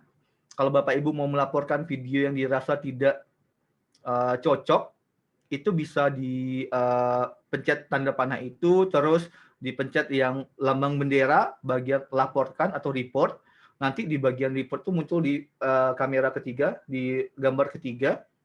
Itu tinggal dipilih yang video yang Bapak laporkan itu atau Bapak Ibu laporkan itu apakah termasuk di bagian mana. Misalnya ujaran kebencian, atau misalnya ada anak-anak gitu, atau pornografi.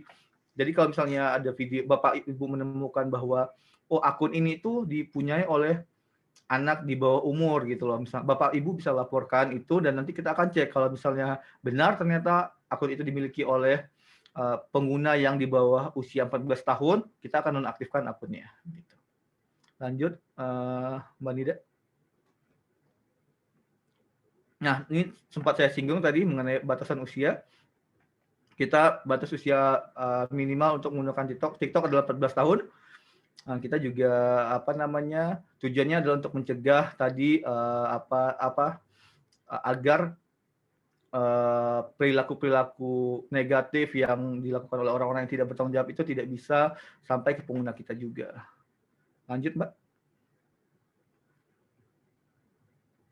Nah, ini ada fitur yang penting. Mungkin Bapak Ibu juga bisa nanti coba di rumah setelah webinar ini. Jadi di TikTok itu ada fitur sambungan keluarga atau family pairing. Jadi apabila Bapak dan Ibu mempunyai anak yang sudah bisa bermain TikTok, Bapak dan Ibu bisa sambungkan akun milik anak Bapak dan Ibu tadi dengan akun Bapak agar orang tua bisa memantau apa saja yang dilihat oleh anaknya, konten seperti apa saja yang dilihat oleh anaknya, dan juga memantau siapa saja yang berkomunikasi dengan anak dari Bapak dan Ibu. Nah, ini tujuannya agar orang tua tidak tertinggal dari anaknya, karena belakangan kan banyak bahwa kayak saat diberikan gadget, diberikan smartphone, anaknya udah sibuk sendiri dengan dunianya, sementara orang tuanya lupa dan tidak tahu anaknya ngapain aja selama menggunakan smartphone atau bermain sosial media. Makanya kita mengeluarkan kebijakan ini, meluncurkan fitur ini agar tadi tetap tersambung dan tahu. Jadi ini juga bisa mencegah tadi potensi terjadinya kejahatan di dunia digital. Lanjut, Mbak.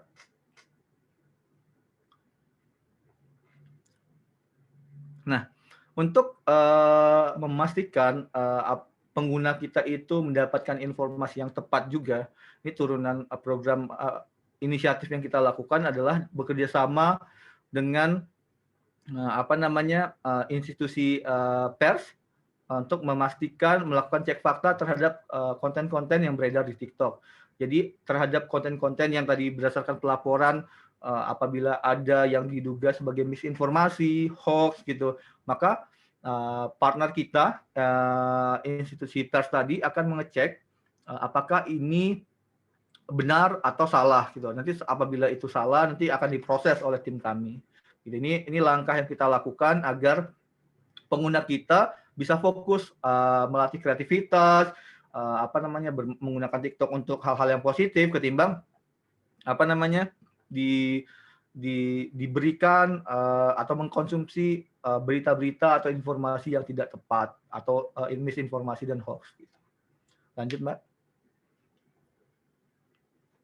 Nah, ini langkah yang kita lakukan berkaitan dengan kerjasama. Tadi kalau di awal Kevin menjelaskan mengenai kampanye sama-sama belajar yang berkaitan dengan education, ini kita juga punya kampanye yang namanya sama-sama nyaman. Kampanye sama-sama nyaman ini adalah kampanye yang kita lakukan untuk mengajak pengguna kita agar paham bagaimana menggunakan internet yang baik dan aman dan menjaga mereka agar tidak terpapar informasi yang tidak benar atau didekati oleh orang-orang yang berniat jahat di saat melakukan kegiatan di dunia maya.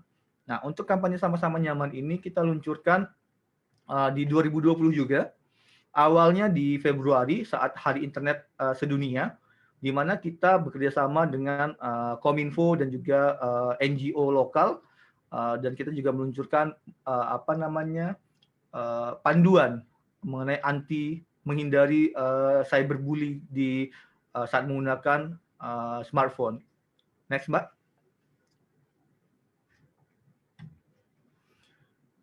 Nah, ini ada beberapa kerjasama tadi yang panduan anti perundangan cyberbully dengan komunitas Sudah Dong, NGO lokal, dan juga bersama Kominfo saat itu di bulan Februari 2020.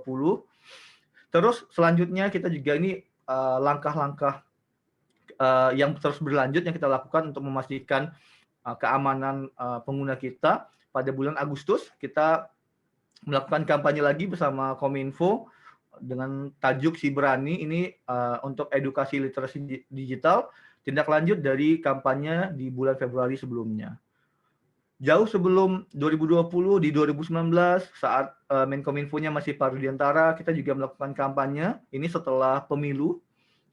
Di saat pemilu ada banyak perdebatan berkaitan dengan saling mendukung yang berbeda gitu. Nah, kita berharap setelah itu kita dapat bersatu, makanya kita buat kampanye saat itu di aplikasi TikTok dengan hashtag Ayo Bersatu. Kita ajak pengguna kita untuk kembali bersatu. Pemilu sudah selesai, kita kembali bekerja demi memajukan negara kita. Ini videonya langsung yang paling awal diupload oleh Pak Menteri, Pak Rudiantara waktu itu.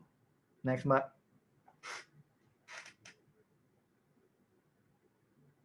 Pada teman-teman, saudara-saudara. Nah,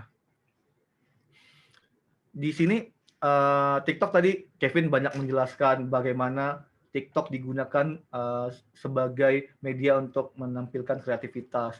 Nah, kita TikTok Indonesia percaya bahwa kreativitas yang tadi telah ditunjukkan itu akan muncul saat pengguna kita itu merasa aman dan nyaman saat membuka aplikasi TikTok, menggunakan aplikasi TikTok. Makanya kita dari TikTok di internal itu selalu mengembangkan fitur-fitur dan kebijakan keamanan yang terdepan di industri ini untuk memastikan bahwa pengguna kita itu tetap merasa aman dan nyaman saat berada di TikTok. Nah, untuk ini kita juga melibatkan banyak stakeholder, baik dari orang tua, guru, pemerintah, dan juga NGO untuk memberikan masukan berkaitan dengan fitur-fitur keselamatan ini.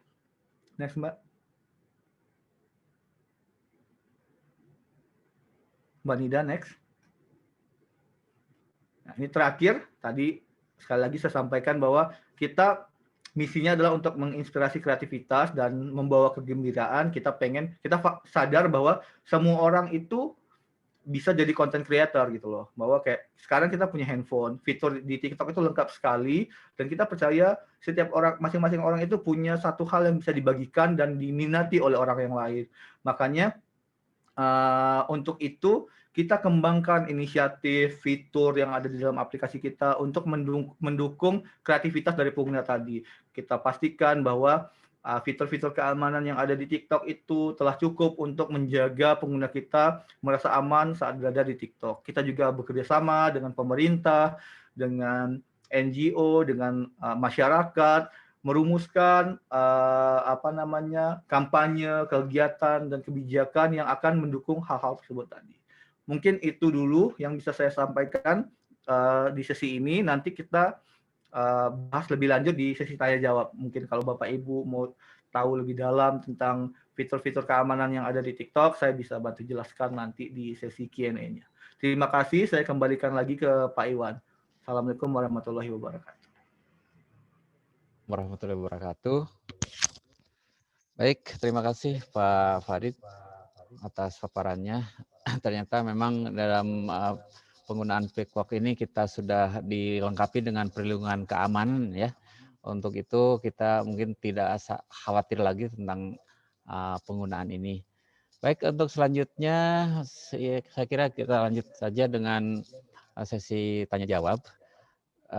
Karena pengguna atau kita semua yang bergabung di sini boleh dikatakan sebagai pemula dan ataupun juga sebagai hal yang baru tahu ya, tentang TikTok ini, terutama kita sebagai pendidik atau pelaku edukasi di dunia pendidikan yang mungkin nanti akan menggunakan TikTok ini sebagai sarana pendidikan.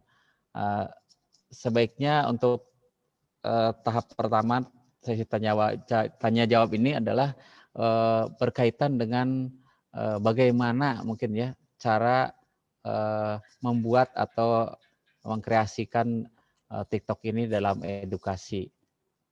Nah, untuk itu untuk sesi tanya jawab ini yang sesi pertama mungkin untuk 3 orang penanya, silahkan kemudian ditujukan untuk siapa pertanyaannya. Silahkan, mungkin Bapak Ibu ada yang mau bertanya.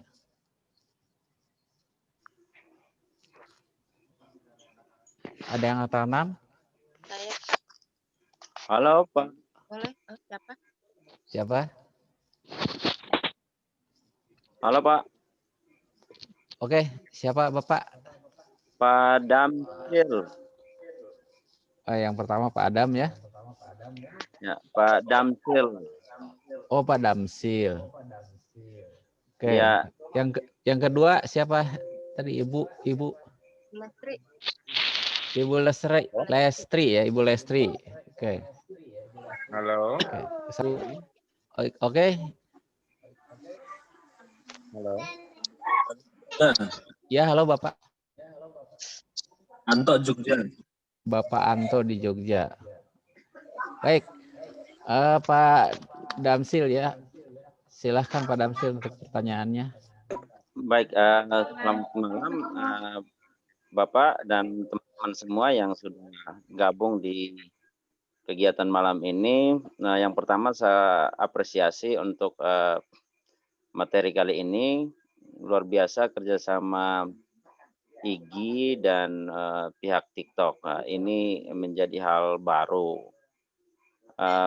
Langsung saja pertanyaan saya sudah ikuti 2-3 kali materi ini. Namun saya belum melihat kira-kira konkretnya seperti apa. Kan lebihnya kepada lebihnya kepada konten-konten video pembelajaran ke arah mata pelajaran. Itu yang mungkin saya belum lihat, misalnya dari tingkat SD, SMP, atau SMA. Langsung saja misalnya saya minta salah satu contoh, misalnya di IPA atau bahasa Inggris. Ya, kalau boleh bisa dijelaskan sekaligus dengan contohnya Pak, biar setelah kita ikuti materi TikTok ini juga kita lebih terasa begitu manfaatnya, sehingga kita boleh berbagi kepada guru-guru kita yang lain, terutama juga terkait siswa kita biar pembelajarannya lebih menarik dengan sentuhan-sentuhan dari baik Pak, demikian saja dari saya, Pak Damsil, Sekretaris IGI Flores Timur. Saya kembalikan Pak.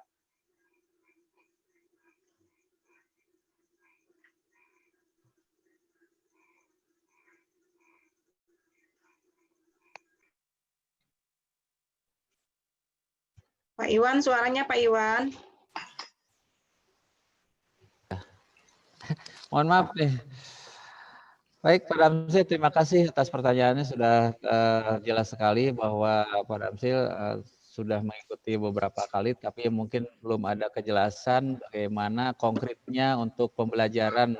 Mungkin lebih ke contohnya seperti apa dari Pak Farid atau Pak Kevin mungkin bisa menjawab. Bisa dari saya Pak Iwan. Oke. Oke. Terima kasih pertanyaannya Pak Damsil. Jadi kembali lagi ya. Jadi TikTok itu kan akan merekomendasikan konten-konten yang sesuai dengan ketertarikan kita gitu. Sistem kita itu akan mempelajari kebiasaan Bapak Ibu sehari-harinya gitu dalam membuka aplikasi TikTok seperti itu. Nah, jikalau memang di For You page-nya Bapak belum ada konten seperti konten bahasa Inggris atau konten belajar matematika atau IPA sekalipun, sebenarnya untuk konten-konten seperti ini tuh kita sudah cukup banyak ya di TikTok. Jadi, apa yang perlu dilakukan supaya contoh-contoh ini bisa muncul di For You page Bapak Ibu, atau bagaimana cara mencari contoh-contoh konten seperti ini.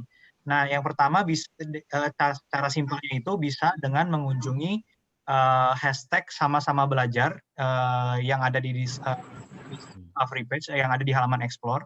Jadi mungkin untuk konten bahasa Inggris, belajar matematika dan IPA sekalipun itu memang butuh dicari lebih dalam lagi ya, karena kan video edukasi yang menggunakan hashtag sama-sama belajar itu kan sangat banyak sekali. Jadi bisa melihat contoh-contoh belajar bahasa Inggris dan sebagainya tuh di hashtag tersebut gitu. Nah, gimana caranya untuk supaya For You page kita tuh ekosistemnya tuh ekosistem konten edukasi seperti itu ya. Jadi caranya juga sangat simpel gitu, karena algoritma dan sistem kita itu mempelajari habit kita sehari-hari. Jadi Bapak dan Ibu bisa visit ke halaman ke hashtag sama-sama belajar, terus like-in aja tuh video edukasi yang background-nya itu bahasa Inggris dan lain sebagai hal gitu. Nah, dari sana semakin banyak video bahasa Inggris yang di-like, semakin banyak video matematika yang di-like, secara otomatis nanti ke depannya For You page-nya Bapak dan Ibu sekalian pun akan gimana ya, di-refresh seperti itu. Jadi konten-konten edukasi yang sistem kita akan menyodorkan konten-konten edukasi yang sesuai dengan ketertarikan Bapak Ibu gitu. Jadi kalau misalnya susah untuk mencari konten tersebut, bisa coba di-visit dulu halaman sama-sama belajarnya, karena di sana ada banyak sekali dan variatif sekali konten edukatifnya di sana seperti itu. Jadi langkah pertama sebenarnya yang bisa dilakukan adalah mengunjungi hashtag sama-sama belajar begitu, Pak Damsil dan juga Pak Iwan. Semoga membantu. Ya.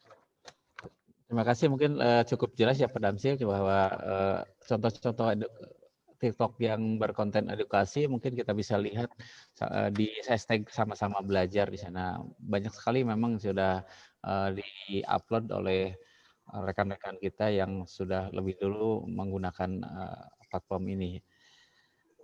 Selanjutnya mungkin kepada Ibu Lastri, silahkan pertanyaannya Ibu Lastri.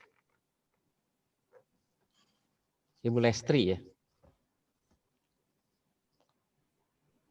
Oke, selamat malam. Assalamualaikum warahmatullahi wabarakatuh. Waalaikumsalam warahmatullahi wabarakatuh.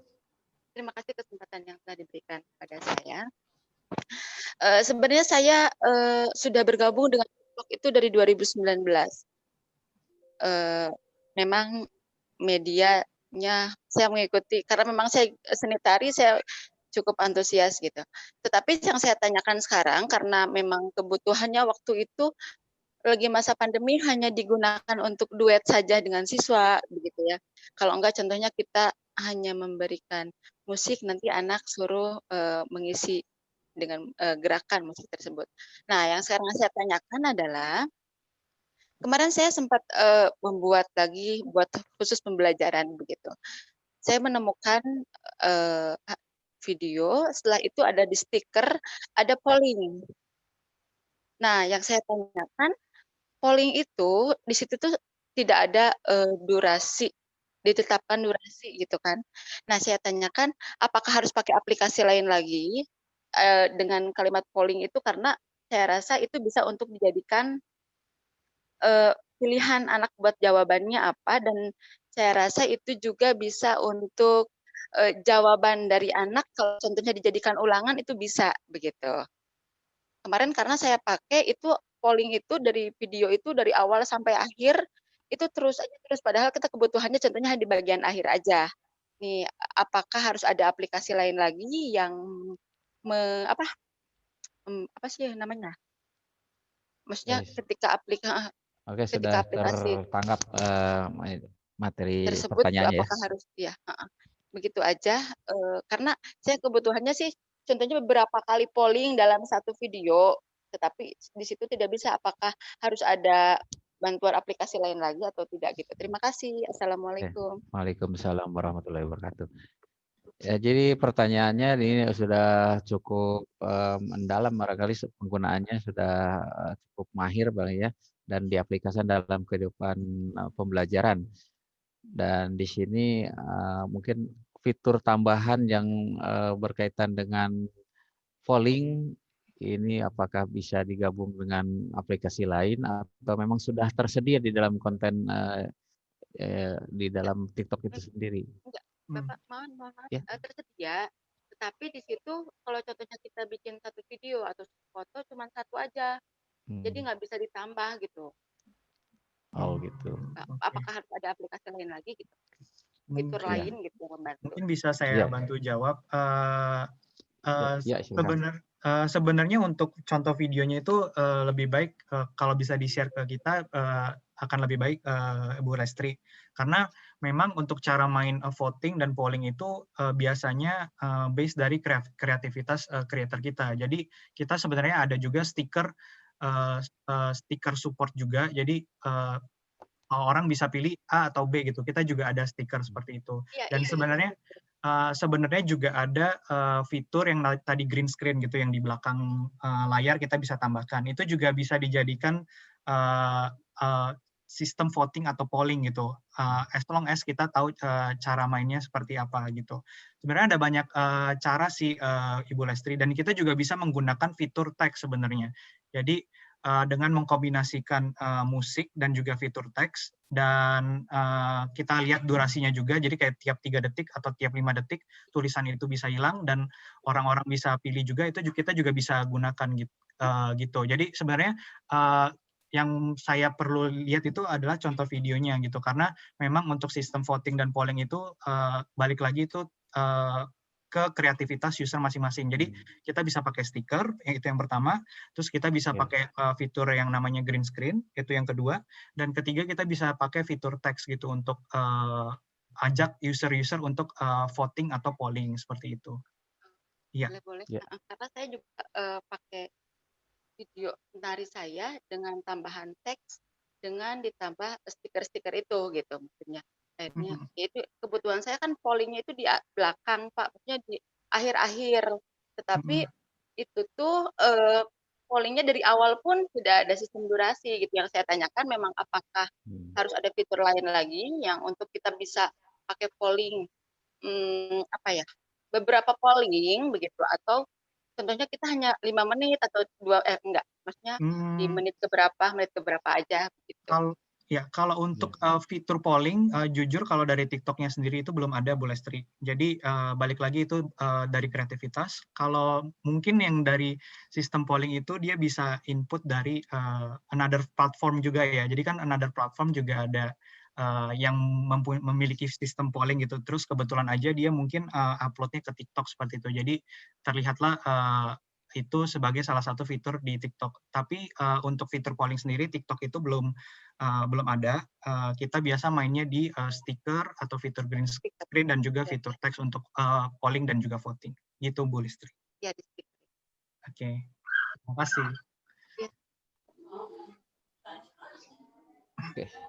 Oke ya, cukup jelas mungkin Bu Lestri ya. Ya. Ya. Terima Bapak. Nah, mudah-mudahan nanti bisa dikreasikan lagi mungkin ya dengan platform yang lain kalau bisa mendukung seperti itu. Baik, selanjutnya Pak Amto. Pak Amto, silahkan Pak Amto. Oke, terima kasih. Assalamualaikum warahmatullahi wabarakatuh. Waalaikumsalam warahmatullahi wabarakatuh. Pak Dewan, selamat malam dan Bapak Ibu semua yang bergabung pada malam hari ini.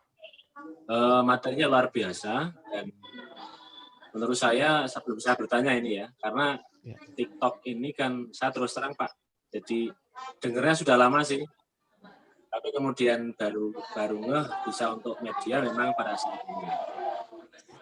Nah semoga nanti setelah kita belajar ini, itu harapannya konten-konten TikTok yang hanya berisi yang kayak sampah ya istilahnya, itu bisa kita isi dengan materi-materi edukasi yang bisa mengedukasi siswa. Nah, kembali menuju ke pertanyaan, tadi kan ada batasan anak 14 tahun ya, seperti itu. Kemudian ada yang 12 tahun juga sudah diperbolehkan. Nah, persoalannya ternyata justru anak-anak SD itu sekarang sudah sangat familiar, bahkan gurunya kalah dengan pemanfaatan aplikasi ini. Nah, pertanyaan saya mungkin masih hampir sama dengan Pak Damsir tadi. Apakah pertemuan ini hanya sekali ini? Karena sekali ini kan ini baru istilahnya menyampaikan apa itu TikTok, kemudian bagaimana kebijakan TikTok, support sistemnya TikTok seperti apa. Mungkin perlu dipikirkan untuk pertemuan selanjutnya secara teknis bagaimana, seperti tadi Pak Damsir menanyakan, bagaimana menggunakannya, walaupun sebenarnya mungkin sangat bisa kita pelajari sendiri, tapi dari tadi ada beberapa contoh yang diputar itu kan ada yang memang perlu ada tutorialnya begitu Pak, seperti itu. Kemudian yang kedua,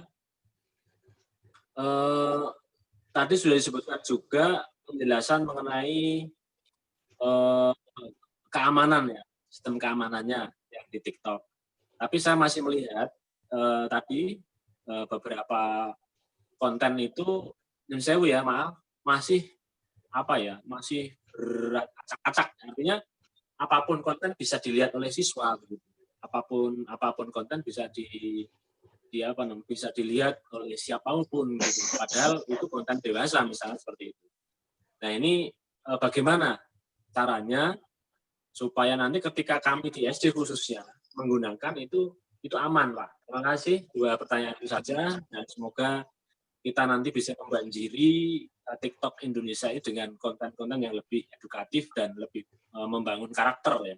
Bukan hanya cek-cek ataupun hanya isian-isian yang orang makan, orang seru-seru ngeprank dan sebagainya. Kita kalahkan itu dengan konten-konten edukatif. Terima kasih. Assalamualaikum warahmatullahi wabarakatuh. Assalamualaikum warahmatullahi wabarakatuh. Terima kasih Pak Amto.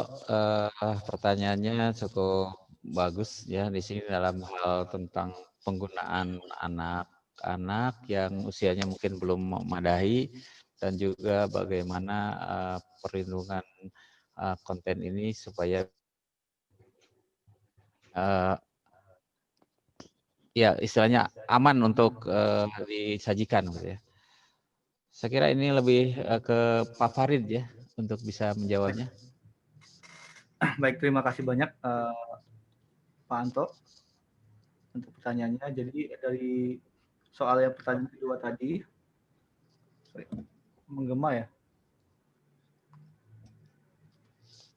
Jadi untuk pertanyaan yang tentang keamanan tadi, sebenarnya tadi saya sempat singgung juga mengenai fitur family sharing mode, di mana misalnya orang tuanya itu punya anak yang usia 14 tahun menggunakan aplikasi TikTok, maka bisa disambungkan dengan akun orang tuanya,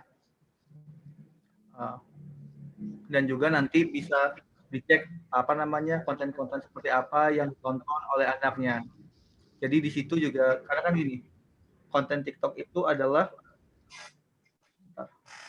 ini kayaknya menggema di suara saya. Bagus kok Mas, suaranya konten bagus. tadi kan sebenarnya TikTok ini kan tadi Kevin sempat sampaikan juga bahwa itu berdasarkan tergantung dari seberapa sering kita melihat konten yang ada di TikTok dan bagaimana kita melihatnya. Jadi misalnya gini, kalau saya sukanya konten tentang sepak bola, Pak Iwan sukanya konten tentang olahraga lainnya, basket, misalnya, atau Pak Anto sukanya tentang jalan-jalan, maka konten yang akan saya lihat dengan Pak Anto dan Pak Iwan itu akan berbeda. Nah, itu dapat diketahui oleh sistem saat kita semakin sering menggunakan TikTok. Nah, bagaimana untuk menghindari agar anak-anak berusia 14 tahun itu tidak mendapatkan konten yang mungkin tidak cocok dengan dia. Makanya peran orang tua di sini sangat dibutuhkan. Tadi kita juga terus berkolaborasi dengan pemerintah, dengan NGO, dengan orang tua dan guru juga. Kali ini kita bareng teman-teman dari IGI mengajak agar fitur-fitur yang telah kami sampaikan tadi, termasuk fitur family pairing tadi itu dengan orang tua tadi, itu bisa dioptimalkan agar anak-anaknya juga dapat terus dipantau gitu. Jangan dilepas menggunakan gadget, tapi dipantau sehingga bapak juga tahu, ibu juga tahu bahwa anaknya ngelihat apa saja saat menggunakan TikTok gitu loh. Terus berkomunikasi dengan siapa saja selama di TikTok. Jadi tidak ada gap di situ. Jadi bisa juga memantau tumbuh kembang dari anak, dari bapak dan ibu sekalian gitu. Untuk kontennya juga, apabila bapak dan ibu menemukan konten-konten yang tidak dirasa tidak sesuai dengan panduan komunitas atau menurut bapak dan ibu ini itu melanggar norma-norma, bapak dan ibu bisa laporkan itu konten-konten tersebut sehingga kita bisa memfollow up-nya dari sistemnya. Karena atau apalagi apabila bapak dan ibu menemukan ada anak SD misalnya menggunakan TikTok, itu bapak ibu bisa laporkan juga. Nanti kalau setelah kita tindak lanjuti dan ternyata benar penggunanya berada di usia di bawah 14 tahun, kita langsung akan nonaktifkan akunnya. Karena kan saat membuat akun kan itu semua orang bisa buat akun ya. Maka di sini kan kita bikin panduan komunitas, tujuannya adalah agar kita sebagai sesama komunitas yang ada di dalam juga dan TikTok juga berkomitmen untuk saling memantau gitu loh. Jadi apabila menemukan ada permasalahan seperti tadi itu bisa dilaporkan ke kita sehingga kita bisa tindak lanjuti. Mungkin untuk yang pertanyaan sebelumnya Kevin juga bisa bantu jawab kali ya. Oke, terima kasih. Terima kasih Mas Faris atas penjelasannya. Jadi balik lagi ke pertanyaan yang pertama. Jadi ini memang sempat kita bicarakan secara internal, Pak. Jadi untuk setelah acara ini selesai, kemungkinan kita juga akan membuat follow up plan dengan tujuan Bapak dan Ibu guru juga dengan tujuan kita akan terus mengedukasi dan mengajarkan juga kepada Bapak Ibu untuk menggunakan TikTok sebagai platform yang tepat untuk mengupload konten edukasi seperti itu. Jadi jadi kita bisa terus mendorong dan juga mendukung para pengajar untuk memanfaatkan TikTok. Nah, untuk follow up plan ini kita lagi bicarakan dengan internal team. Ketika kita sudah datang dengan suatu jawaban, nanti kita akan kembali untuk menjangkau IGI dan juga JSDI untuk post workshop atau post webinar plan-nya tersebut gitu. Kita juga bakal sangat senang sekali bisa bersama-sama juga membantu Bapak dan Ibu guru sekalian untuk menumbuhkan akun-akun TikTok yang mungkin Bapak dan Ibu guru sekalian sekarang udah miliki gitu. Jadi kita akan coba pantau dan follow up juga. Untuk plan-nya sendiri kita masih bicarakan dengan internal team. Kita akan update setelah sudah mendapat jawaban pasti juga dari internal team gitu. Nanti kita akan langsung reach out IGI dan juga JSDI. Terima kasih Pak. Terima kasih Pak. Ya. Baik, terima kasih Pak Kevin dan juga Pak Faris. Demikian Bapak Ibu, 3 pertanyaan sudah kita terima. Untuk selanjutnya saya akan memilih salah satu pertanyaan dari chat yang mungkin cukup menarik juga. Karena tadi dipaparkan bahwa siapapun nanti bisa melihat hasil karya kita. Bahkan yang bukan follower juga bisa melihat. Nah, ada pertanyaan dari Pak Nasrul Arifin ini, apakah TikTok ada pengaturan agar penontonnya terbatas gitu? Jadi hanya follower tertentu saja yang bisa melihat karya kita gitu. Demikian mungkin bisa Maksudnya diterangkan. tagihan Saya bisa bantu jawab, Pak. Oh ya, silakan Baik. Pak Kevin. Ya, terima kasih untuk pertanyaannya. Untuk ini bisa banget dilakukan. Jadi apa namanya, baik Bapak atau Ibu yang nggak mau videonya dilihat oleh banyak orang, itu bisa mengunci akunnya, diatur private. Jadi yang bisa melihat video dari Bapak dan Ibu sekalian cuman orang-orang yang sudah berteman di TikTok dengan Bapak dan Ibu. Ini juga kan nggak semua orang yang mau apa namanya, videonya dilihat oleh banyak orang, itu bisa. Makanya tadi kita ada beberapa macam tingkatan ya. Ada yang kalau nggak mau akunnya dilihat banyak orang, itu bisa dikunci akunnya. Sama seperti mungkin Bapak dan Ibu juga familiar dengan akun-akun di sosial media lainnya yang bisa dikunci juga, di TikTok juga bisa. Dan juga misalnya nggak mau dikomentari, itu bisa juga dimatikan fitur komentarnya, atau bahkan lebih spesifik kayak yang saya contohkan tadi, kalau Bapak dan Ibu nggak mau ada kata-kata tertentu dalam kolom komentar, itu bisa juga dimatikan. Jadi nanti Bapak dan Ibu tidak akan melihat kata-kata tersebut. Untuk pesan secara langsung di akun TikTok juga bisa diatur siapa saja yang bisa mengirimkan pesan. Intinya apa namanya, fitur-fitur tadi kita kembangkan agar apa namanya, pengguna kita termasuk Bapak dan Ibu nyaman menggunakan TikTok gitu. Nanti bisa dieksplor kali ya, mungkin mulai bisa di-download aplikasi TikToknya, nanti dicek di bagian pengaturan, itu bisa dicek tuh banyak banget fiturnya. Tapi saran saya pertama kali adalah dicek bagian panduan komunitas. Nah, nanti dibaca dulu tuh apa-apa saja yang boleh, apa saja yang tidak boleh. Jadi nanti saat Bapak dan Ibu apa namanya, melihat konten-konten yang ada di TikTok, Bapak juga bisa laporkan apabila itu melanggar yang panduan komunitas yang sudah dilihat juga gitu loh. Juga bisa membantu kita. Ya, demikian mungkin sudah jelas bahwa ternyata fiturnya cukup lengkap. Selain kita bisa membuka diri untuk dipublikasikan ke semua orang, tapi juga kita bisa membatasi diri, membatasi hasil karya kita supaya hanya tertentu saja atau orang-orang tertentu saja yang bisa melihat hasil karya kita. Selanjutnya saya lihat ada pertanyaan yang mungkin mewakili beberapa atau banyak dari yang termasuk pemula, pemula dalam hal TikTok ini. Jadi pertanyaannya sederhana, mungkin apa yang harus dilakukan oleh kita sebagai pengguna pemula begitu ya. Demikian pertanyaan secara singkatnya seperti itu. Mungkin Pak Kevin ya bisa menjelaskan. Untuk mungkin yang baru terjun ke atau baru download aplikasi TikTok, mungkin bisa sebenarnya kita gimana cara memahami suatu platform itu adalah kita juga harus terjun sendiri langsung ke sana seperti itu. Jadi kalau misalnya Bapak dan Ibu itu baru download, banyak-banyakin aja gunain fitur-fitur yang tadi saya sempat sebutkan di awal. Jadi sebenarnya ada 5 poin penting ya yang di TikTok itu harus Bapak Ibu pelajari juga. Yang pertama adalah For You page, itu yang pertama. Yang kedua adalah halaman halaman explore page yang ikonnya kaca pembesar, di mana yang di halaman ini kita bisa ngikutin semua trennya TikTok gitu. Lagi ada campaign apa, lagi ada keseruan apa, lagi ada apa yang viral, itu ada semua di sana. Dan yang ketiga itu adalah profile page sih. Jadi untuk pemula kita saranin untuk banyak-banyak lihat di 3 halaman tersebut. Jadi profile page, explore page, dan juga For You page gitu. Nah nanti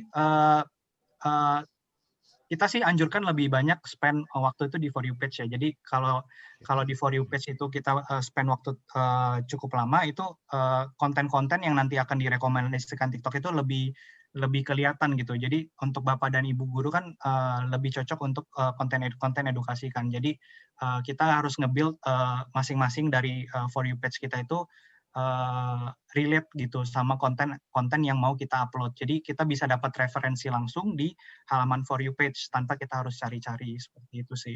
Jadi cukup yang pertama tuh harus download aplikasi TikTok dulu, terus sering-sering mainin di 3 halaman tersebut. Dan yang paling penting kalau mau lebih spesifik lagi tentang konten edukasi itu bisa langsung visit yang tadi sama-sama belajar, karena di sana udah kaya banget tentang konten edukasi gitu. Jadi bisa dijadikan referensi juga, seperti itu sih. Untuk fitur-fitur penambahan stiker dan juga nambah musik atau misalnya fitur-fitur lainnya itu kita bisa along the way pelajarinnya. Kenapa? Karena fitur-fitur yang di TikTok itu bisa dibilang sangat mudah. Jadi kayak nambah teks aja itu mungkin cuma perlu 2 step saja. Jadi lebih banyak itu aja sih, lebih banyak pakai fiturnya, terus lebih banyak spend more time di beberapa page yang kuncinya TikTok gitu, seperti FYP, Explore page, dan juga Profile page. Mungkin seperti itu Pak Iwan. Ya. Jadi kesimpulannya untuk yang pemula, sering-sering kita mengeksplor tampilan antarmuka di For You feed mungkin ya yang terutama. Kemudian untuk ide-ide konten kita harus juga sering-sering mengamati hasil karya orang lain ataupun contoh-contoh yang dikemukakan di sama-sama belajar ya. Turun. Baik, mungkin ada sedikit waktu lagi. Saya buka satu pertanyaan lagi dari para peserta. Pak. Ya. Bisa saya, Pak Mumun. Siapa nih? Pak Mumun, boleh? Pak Mumu. Pak Mumun. Pak Mumun. Oke, Pak Mumun, silakan dari mana diinformasikan? Dari Yogyakarta, temannya Pak Antok tadi. Oh iya. Silakan Pak Mumun. Ya, Mas. Iya. Kami guru SD mengingat kebijakan TikTok tadi yang usia minimal 14 tahun, berarti kami sudah nggak punya harapan karena siswa kami kan di bawah usia itu. Artinya dari sini TikTok sepertinya perlu meluncurkan TikTok for Kids. Nah, karena siswa SD kami kan usianya di bawah kebijakan usia tadi. Selanjutnya yang kedua, kami guru matematika itu kesulitan memasukkan text equation editor yang misalnya ada pecahan 1/2, 3/4, akar 9, dan seterusnya. Itu bagaimana Mas Kevin atau Mas siapa yang bisa menjawab? Itu saja Bapak, terima kasih.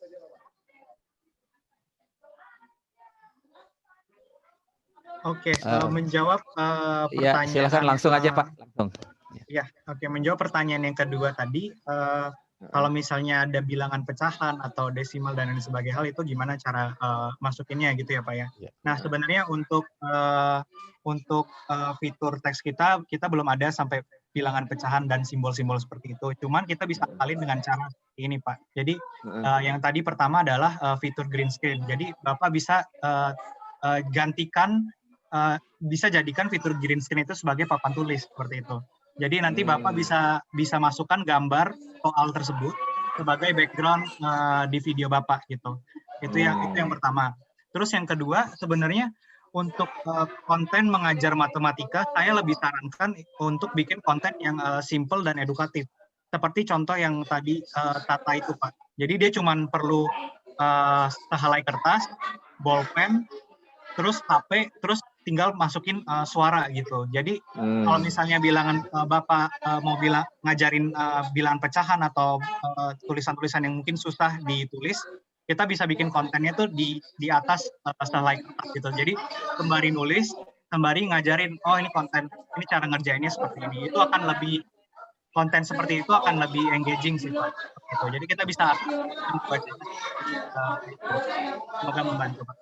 Ya, kemudian dengan tentang usia 14 bahwa anak sekolah itu kan kurang dari 14. Bagaimana nih?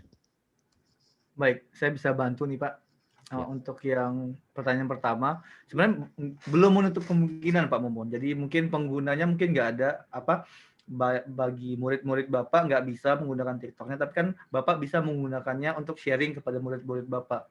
Jadi misalnya Bapak bikin kontennya di TikTok, lalu ditampilkan di kelas, dicontohkan misalnya pakai proyektor atau metode lainnya. Jadi murid-murid Bapak juga lebih enak menangkapnya daripada cara konvensional misalnya. Ataupun sekarang kan sedang beberapa kali saya bersama Kementerian Pendidikan dan Kebudayaan itu kita sempat ngobrol juga bagaimana mengoptimalkan pembelajaran jarak jauh ini, dan beberapa guru juga menggunakan TikTok kepada murid-muridnya. Jadi mereka tidak menyuruh muridnya pakai TikTok, tapi mereka menggunakan TikTok sebagai medium untuk menjelaskan materinya. Tadi contoh misalnya matematika ya Pak. Nah Bapak bisa bikin materinya di TikTok, nanti ditampilkan, ditayangkan kepada anak-anak Bapak saat di ruang kelas. Jadi itu bisa juga membantu, karena kan pasti anak-anak sekarang kan makin tahu teknologi, mereka kan pasti lebih nyaman juga dengan sesuatu yang lebih dekat dengan mereka. Makanya dengan TikTok mungkin mereka lebih cepat menangkap ketimbang mereka melihat itu di papan tulis. Mungkin porsinya bisa diatur Pak. Jadi masih memungkinkan banget Pak untuk Bapak juga bisa memanfaatkan platform TikTok. Untuk TikTok for kids, mungkin nanti kita coba pikirkan dulu Pak, banyak lagi urusannya ya. Tapi untuk sekarang masih bisa Pak, masih bisa terbuka. Karena ada banyak juga konten-konten tadi, ini saran lagi ya, diulangi lagi untuk rajin-rajin lihat hashtag sama-sama belajar. Di situ banyak banget cara-cara metode-metode pembelajaran. Nggak cuma matematika, bahasa itu sekarang di sama-sama belajar banyak banget. Bahasa Inggris, bahasa Korea. Ini sekarang kan orang-orang Indonesia lagi hobi banget nih nonton drama Korea. Ini ibu-ibu di sini mungkin penggemar drama Korea juga mungkin. Itu banyak yang akhirnya ingin belajar bahasa Korea. Nah, pengguna kita di TikTok itu juga banyak yang mengajar bahasa Korea melalui menggunakan aplikasi TikTok. Tadi ada contoh di videonya Kevin yang share juga bahasa Korea, ada bahasa Mandarin, bahasa Arab. Bahasa itu banyak banget di TikTok yang ngajarin. Matematika banyak. Tadi contoh yang dikasih Kevin kan juga contoh matematika. Dan ada beberapa materi pelajaran lainnya. Intinya untuk Bapak dan Ibu, apalagi yang baru pemula, belum pernah menggunakan TikTok sama sekali, silahkan di-download aplikasinya. Dan juga setelah itu langsung cari hashtag sama-sama belajar, itu digali Pak. Banyak Mbak contohnya, yang itu bisa dijadikan referensi. Caranya pun macam-macam. Intinya kan sebenarnya TikTok ini yang enak kan, nggak perlu banyak followers. Konten Bapak tetap akan bisa banyak dilihat orang, karena kita akan carikan kontennya. Apalagi kalau Bapak bikin konten edukasi. Karena edukasi sekarang jadi kategori nomor 2 ya, Kevin. Yang paling banyak minatnya di TikTok. Jadi pasti akan ada yang nonton. Dan anak-anak sekarang tuh, yaitu mencari pembelajaran itu nggak cuma dari ruang kelas doang sekarang. Banyak mereka cari dari media sosial, dari platform digital lainnya. Ini mungkin bisa membantu Bapak dan Ibu guru dalam proses pembelajaran kepada murid-muridnya. Gitu. Ya, terima kasih Pak Farid ya. Jadi ternyata untuk hal usia untuk anak SD, kita aja sebagai gurunya yang sebagai konten kreatornya dan digunakan sebagai media pembelajaran di kelas. Bapak Ibu sekalian, mengingat waktu saya kira sudah cukup. Saya kira semuanya tidak puas dan ini merupakan suatu hal yang baik. Karena tidak puas, kita akan selalu menggali pengetahuan selanjutnya dan mengeksplor hal-hal yang baru, terutama di platform TikTok ini. Bapak Ibu sekalian, saya kira kita akhiri saja untuk kegiatan ini. Mudah-mudahan nanti ada kelanjutannya dan Bapak Ibu bisa lebih mengeksplor kabar lagi. Dan untuk selanjutnya saya kembalikan kepada Pak Harjono untuk mengakhiri kegiatan ini. Pak Harjono. Baik, terima kasih Pak Iwan atas pembanuan acara pada malam hari ini. Kita sudah 2 jam kegiatan malam hari ini. saya masih pada belum belum puas tentunya ya dengan kegiatan yang 2 jam ini. Nanti bisa kita lanjutkan eksplorasi lewat grup WA kita, bagaimana kita mempraktekkan TikTok ya, karena tadi banyak yang minta untuk bisa langsung praktek harapannya gitu ya. Cuma karena waktu yang terbatas, semoga nanti kita bisa lanjutkan di grup diskusinya di WA, bagaimana kita menggunakan green screen, bagaimana menggunakan tag dan sebagainya. Baik, terima kasih Bapak Ibu sekalian atas kehadirannya dari seluruh Indonesia tentunya. Semoga tercerahkan, dapat pengetahuan baru, hal yang baru untuk kita gunakan bersama dalam dunia pendidikan. Baik, kan sudah waktunya sudah malam jam 21. Bisa foto bersama dulu, Pak Har. Ya Bu. Foto dulu. Baik, sebelum kita tutup, kita foto bersama terlebih dahulu.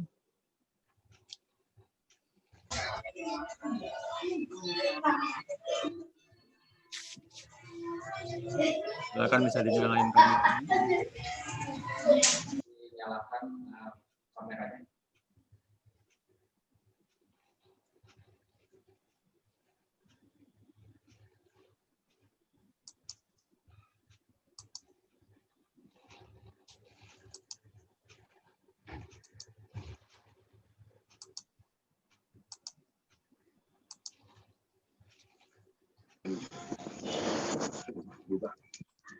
Baik, cukup ya.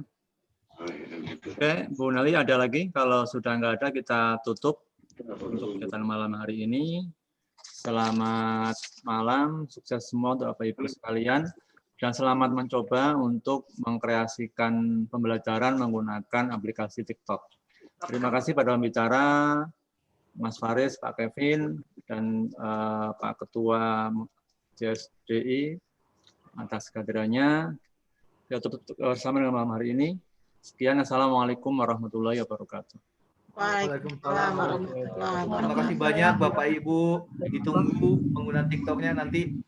Ya. Iya, terima kasih banyak. Waalaikumsalam warahmatullahi wabarakatuh. Waalaikumsalam. Iya, waalaikumsalam.